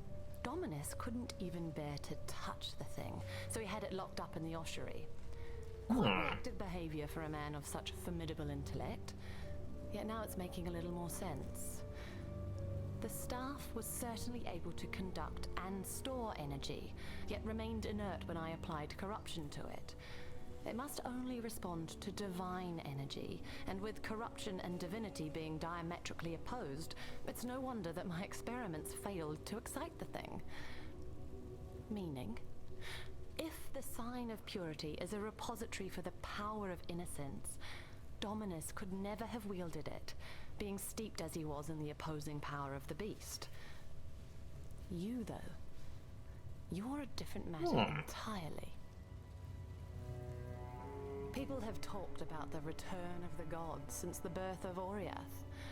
It's a gambit employed by charlatans to fleece the weak-minded and morally desperate. Or so it seemed. Also, it seemed. Avarius and his Templar drones now greet the dawn filled with power and glorious purpose. Kitava has risen from whatever ethereal cesspit he's been hiding in for the last few millennia. So what let the cats out of their proverbial bags? I'm a scholar, not a prophet. Yet there's one occurrence that absolutely reeks with evidential causality. You killed the beast. You really don't have a strong grip on cause and effect, do you? Things replace other things. It's the most fundamental of laws. The larger the thing you remove, the bigger the rush to fill the space it's left behind. Innocence was the nexus of power in Oriath. Remove him and someone equal or greater power was always going to take his spot. Any idiot could have predicted that Kitava was going to be that something. Unless, of course, you thought it was going to be you. Not really. Dominus adopted Chittis Cathedral as his personal laboratory. He decked it out with everything his miraculous mind could conceive of. His great work in Psalm, that which you destroyed, it all began there. Now, where was I? You've sent the traitor to meet his ancestors, have you? That'll be an interesting conversation. I'm no Hatungo, but I can foresee Utula walking a long road of trial and suffering before he earns himself a place at the I ancestors' hope so. And just as Utula's journey continues, so does yours, right into the jaws of Kitava. I don't profess to understand the mind of a god, but I know the stories. Kitava is patient. He waited in the darkest pit of Hinekora's realm. He will bide his time while his hunger spreads like the plague it is, and when his tribe is replenished 100 times over, Kitava will rise one final time to finish the feast that he has started. Oriath is merely the appetizer. There's a whole world out there for Kitava to taste. You've proved that you're a hero who can slay legends. Let's see if you can kill a god. Bannon is unexpected. At least, he's not the sort of Templar that I'm used to dealing with. His ideas about innocence almost make sense to me. The way he worships innocence and receives such power in return, It's like his devotion actually brings out the best in his god. But how is that possible? A god is a god. They bless us and they punish us, not the other way around. Yet for Banon, somehow it's different. The King's Feast is an ancient ritual born of less enlightened times. Long before the Karui followed the way, one tribe would conquer another and a feast would be prepared for the triumphant king. The main dishes of this feast were selected carefully for the sweetness of their nature and the tenderness of their flesh. You see, when the conquered fills the belly of the conqueror, two tribes become one. And that's what's happening out there in Theopolis right now. The tribe of Kitava is feeding upon the tribe of Oriath, and the feast won't end until two tribes become one. Remember what Utula said about Kitava? He is the tormented one, destined to rise up from the darkness, and we, his children, rise with him. It was there all along, in eyes too bright and smiles too wide. Cunning concealed by kindness. Conquest wearing the mask of freedom. I didn't see it because I was looking for something else. Oh, he's got a small innocence here. The cult only wanted what it's always wanted. To be born again in their father's image. They are Kitava's children, the first of his tribe. Unless you do something about it, they won't be the last.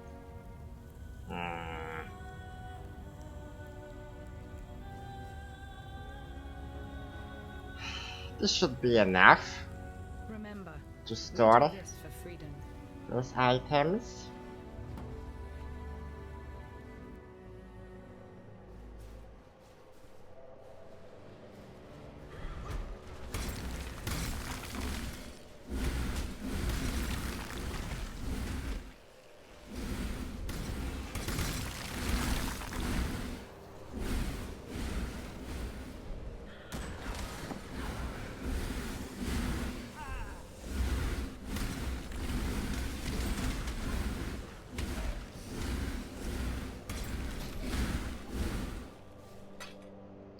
So now we need to find 3 Karoi artifacts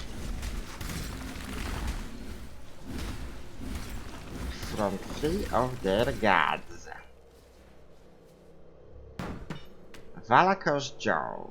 One day you eat the fish, one day you feed the fish. Kitava's Hunger 2. Okay, let's find Kitava's Hunger 1.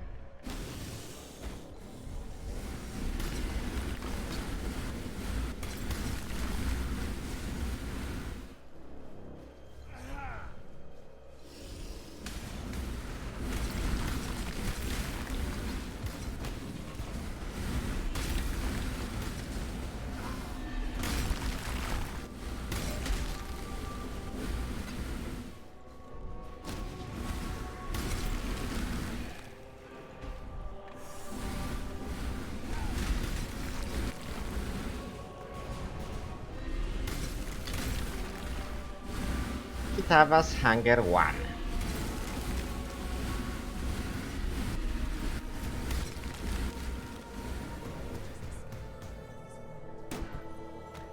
The belly cannot hunger for what the eyes cannot see.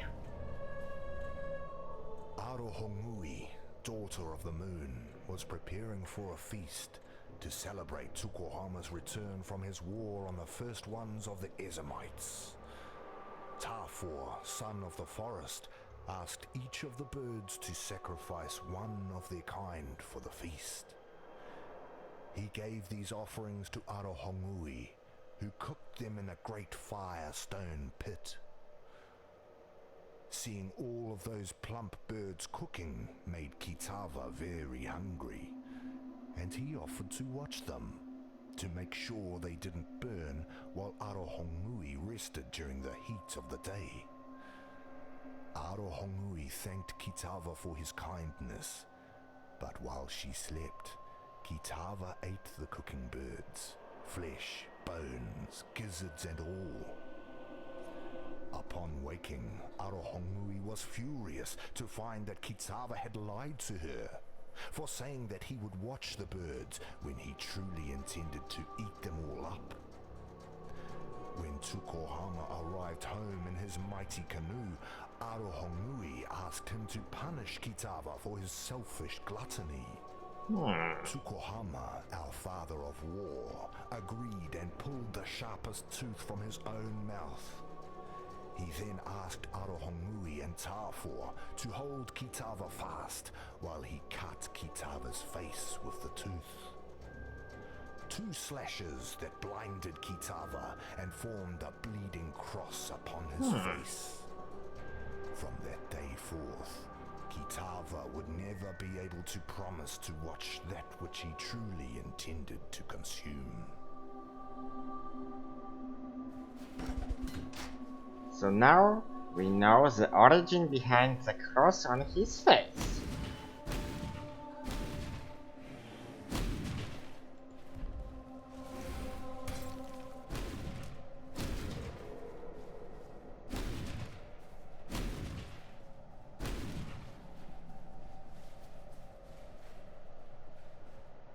To replace the feast of birds that Kitava had greedily consumed, Tukohama, our father of war, and Valako, father of storm, went fishing. Although Kitava was blind, he could still cast his line and feel when a fish took his baits. So, Tukohama and Valako took him with them on Tukohama's mighty canoe.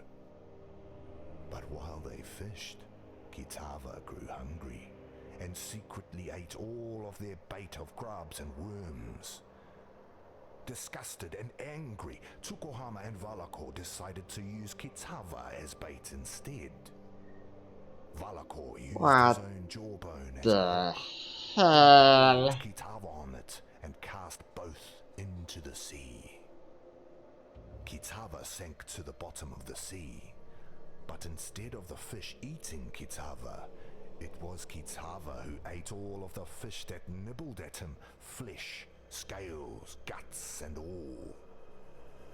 When Tukohama and Valako hauled a fat-bellied Kitava back up from the sea, they were even more furious and knew that Kitava must be punished one final time.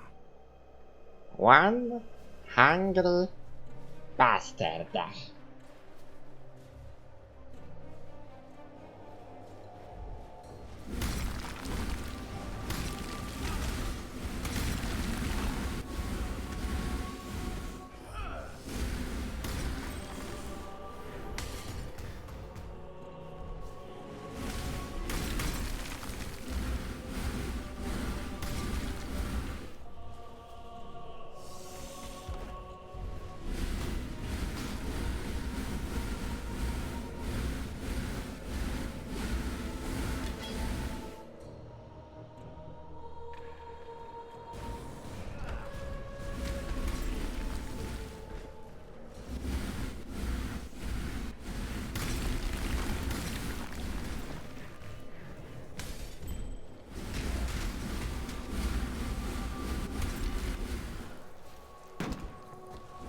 What we steal in life, we repay in death.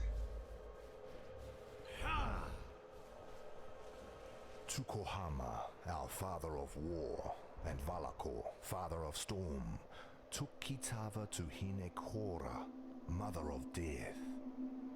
They asked her to kill the greedy Kitava, for surely their tribe would starve if Kitava continued to live among them. But Hinekora refused, for death would not teach Kitava the lesson he needed to learn. Instead, Hinekora beat Kitava with a whip woven of her own hair. To Kitava, each strand was a searing lash, and so he wore thousands and thousands of blistering lashes across his back, as Hinekora drove him relentlessly into the darkest corner of the underworld. There she left him to suffer, without water or food for the rest of eternity. And there Kitava remained, in the darkness of Hinekora's night-clad island, for time beyond measure.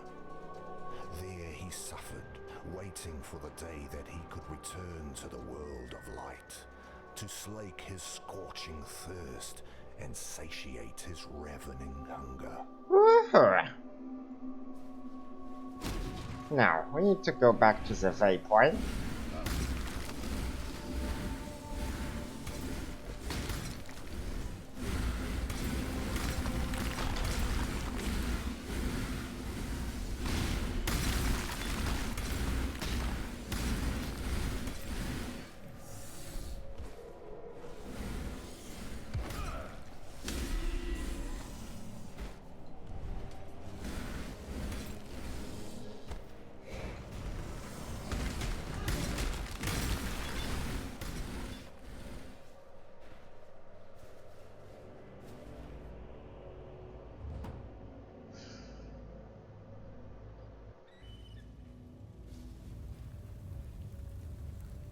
Not all slaves believe Dutula's lies. Some I know have managed to steal a ship and are soon to set sail for Namakanui. Hopefully, with these treasures on board, Valakor will bless their voyage and breathe deeply into their sails. No, I'm not going with them. I helped bring this curse down upon Oriath, so I'll help save what little there is left to save. Here, take something, in thanks for your part in preserving the Karui way. Woohoo! For freedom. You can ask.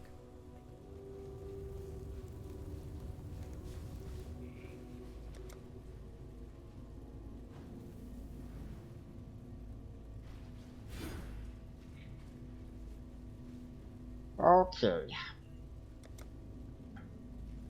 I probably won't be able to make use of those health nodes before jumping into the fight.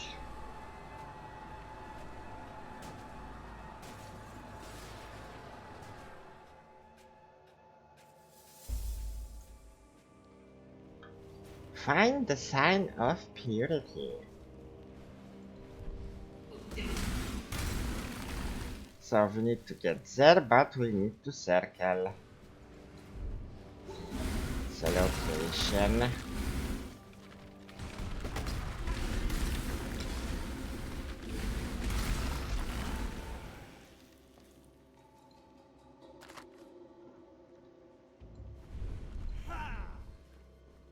Come on.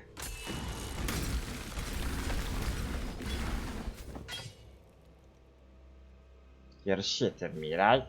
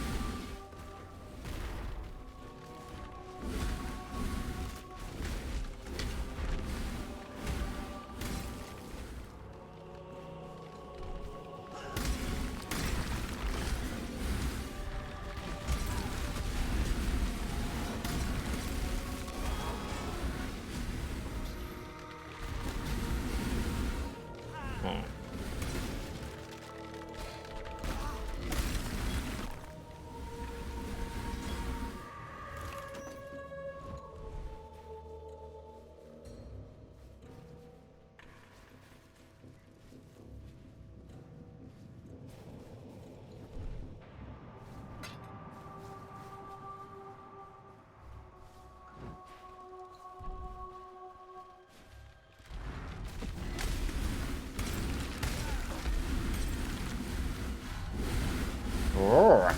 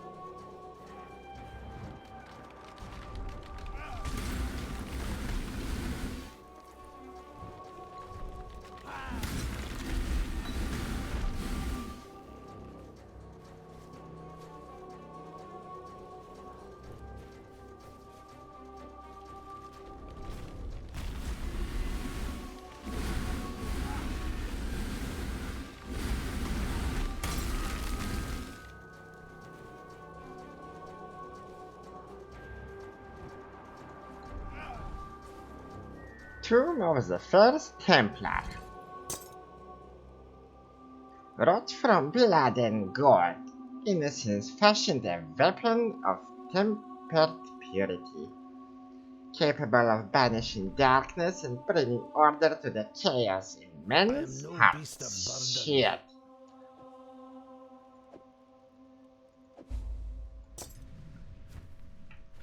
Hello. An empire is nothing more than a standard pitched in the naked earth. The time has come for you to raise the standard upon the peak of false faith, the apex of Chitta's cathedral. Drive it deep into that sacred stone. Mark the death of a faithless empire and slay the slavering kingdom that seeks to consume it.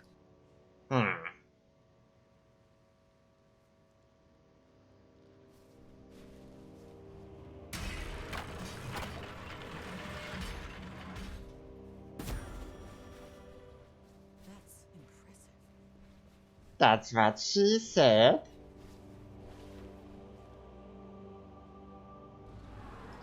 So now we need to find the cathedral.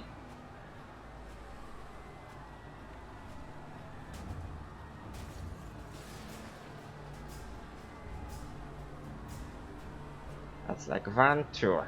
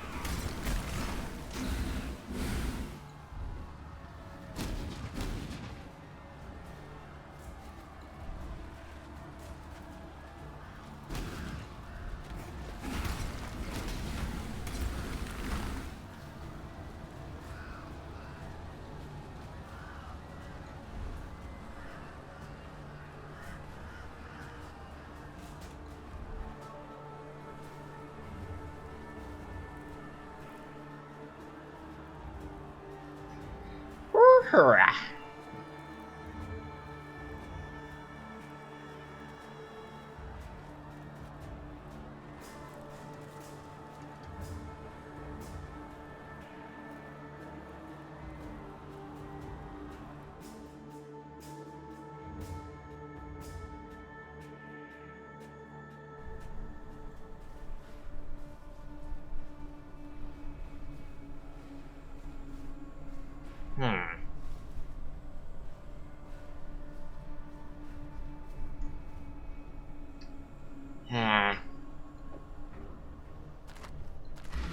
Better to be safe than sorry, right?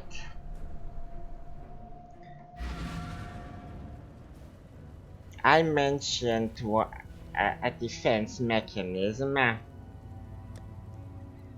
available through gems from Petaris and Vanya, and I also bitched a bit about the fact that they're not level 1 gems, that they're a bit more leveled up. Is that a problem? Yes. Yes. But more accurately, sometimes it is.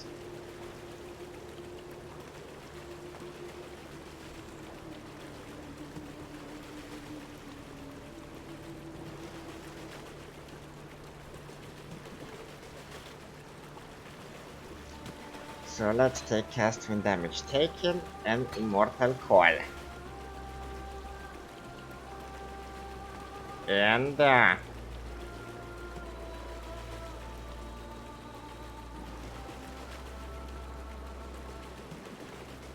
ideally also increase duration. Let's first do the color change up here. 2 red, 2 red.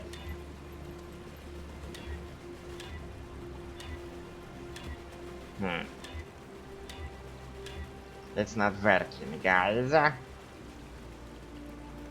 So 1 red. Okay, 1 red it is.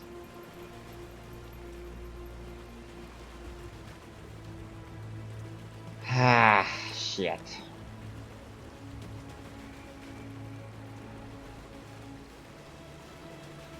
So let's take this helmet.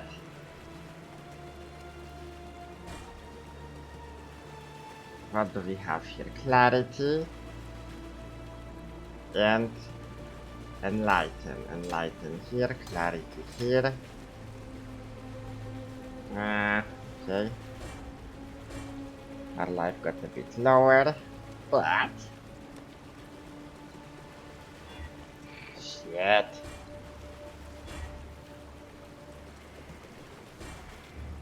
Now let's connect it with increased duration.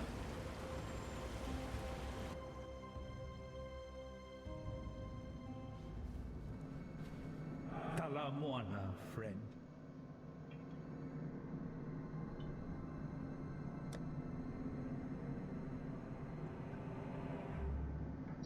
Ah, Fortune favor you. fortune my ass.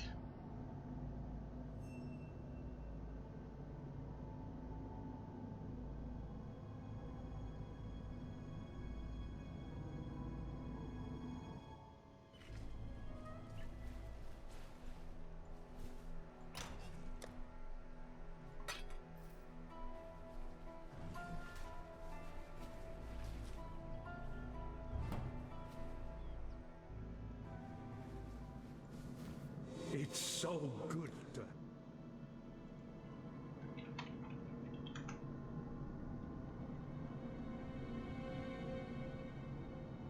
Okay.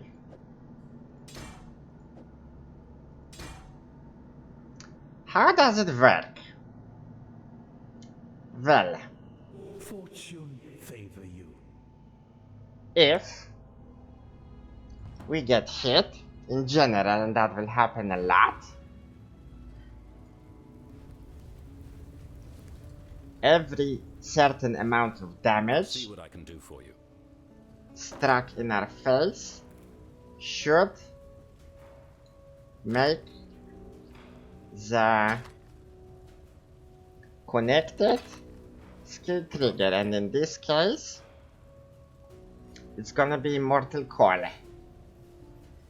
appearing after every 800 damage we take. I prefer to have that threshold a bit higher, sorry, lower, like every 500 for example. The mechanics changed a bit. Previously this skill gave you immunity. Now it gives you reduction. Still, it's better than nothing.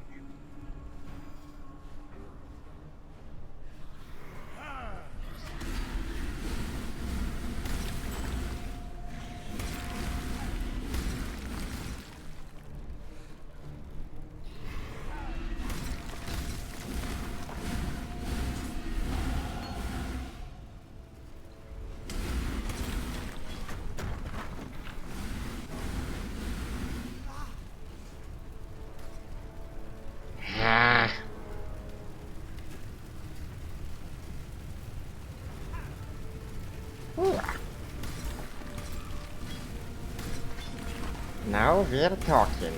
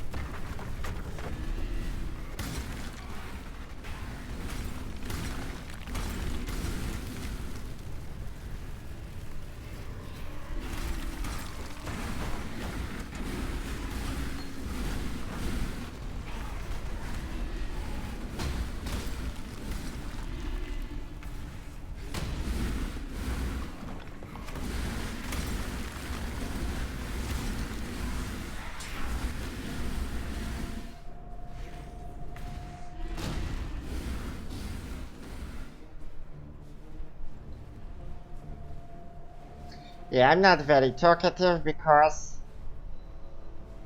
you know, having a death sentence on my head puts me in a very particular mood.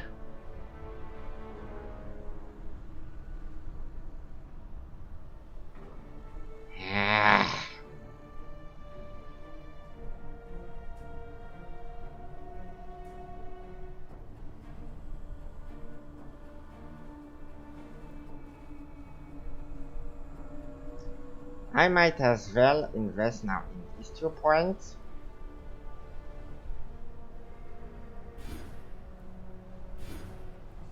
Since there's no going back, we've got an additional 100 hit points.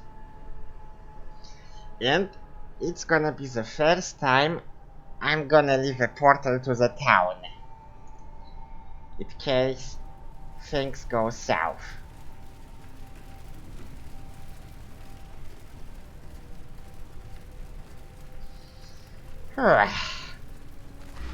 Keep your fingers crossed.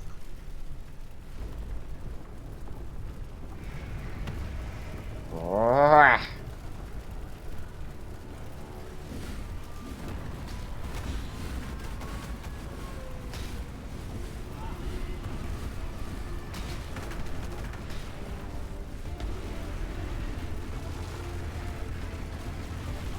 Laser to the heart. Woohoo. Shit.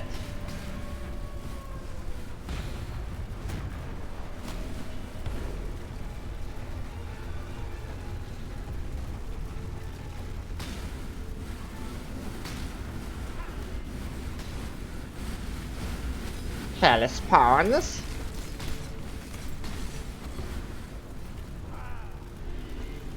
So, he put his heart out, and we were attacking it. Shit. Wah!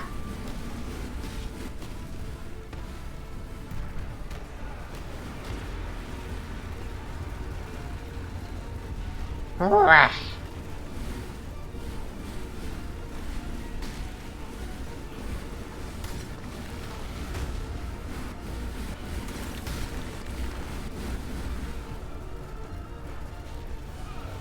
Come on.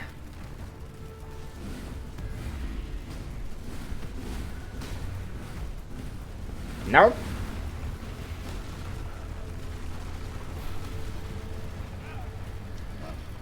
He's going down. And he's coming back. Final form.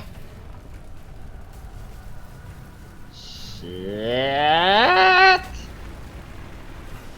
The flame of hope may flicker, but it cannot be extinguished.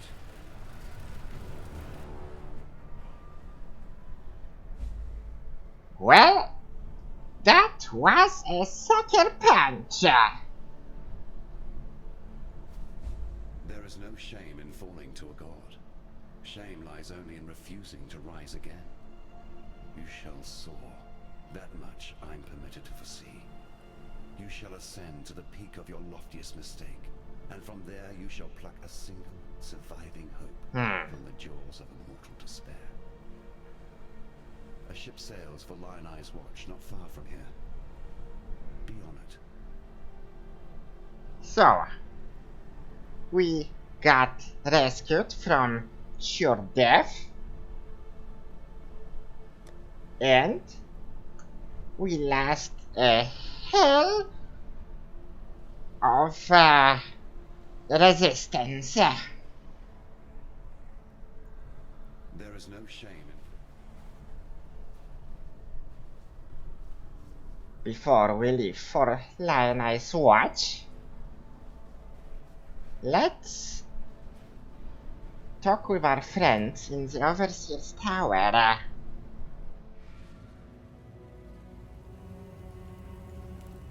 You're still alive. So is Kitava. What more do you need to know? You'll find a way. I believe it. Fingers crossed, eh? Freedom. Kitava is a primal deity, forged forged from the most fundamental of human desires, hunger. The simple act of craving that which we cannot yet consume. To defeat Kitava is to squeeze the very heart of human nature into stillness. You don't think you can do that? I suppose we'll see, won't we? Now... I don't ask this in the name of innocence. He understands now the folly his devotees have wrought upon this world. I ask in the name of Oriath. There are many that deserve what Kitava offers, and there are many more who do not. Put an end to Kitava's savage reign, for there remains much in this land that is worth saving. So now it turns out to be the plot, Ever give up. like a typical Jean-Claude Van Damme flick. We were getting stronger. Wow. We get kicked in the ass, and now we are supposed to... not here.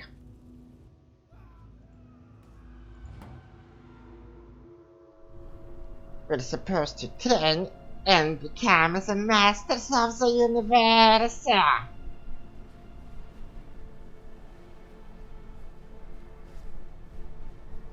Lily.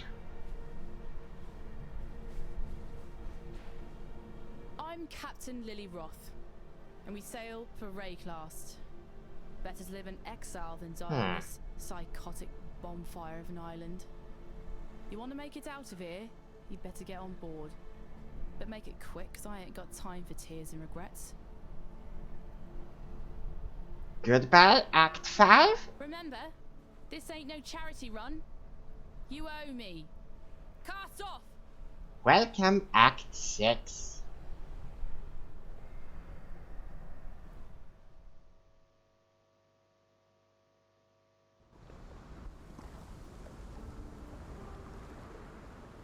Da, da, da.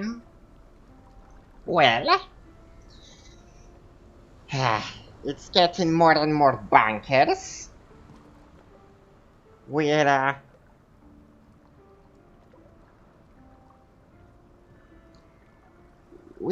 getting deeper into the rabbit hole. First, it was just about being exiled, about inspecting corruption.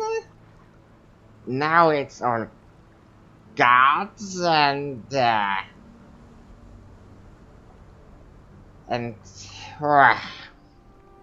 it's hard even to talk about it, what's going on. From zero to hero doesn't even describe it entirely. We are to supposedly destroy a very, very, very, very powerful being, and the means to do it are not yet known to us. You're interested what's gonna happen while we explore Rayclast again? Be sure to watch the next episode. Thank you for watching, and see you later, alligators. Bye, bye, bye, bye.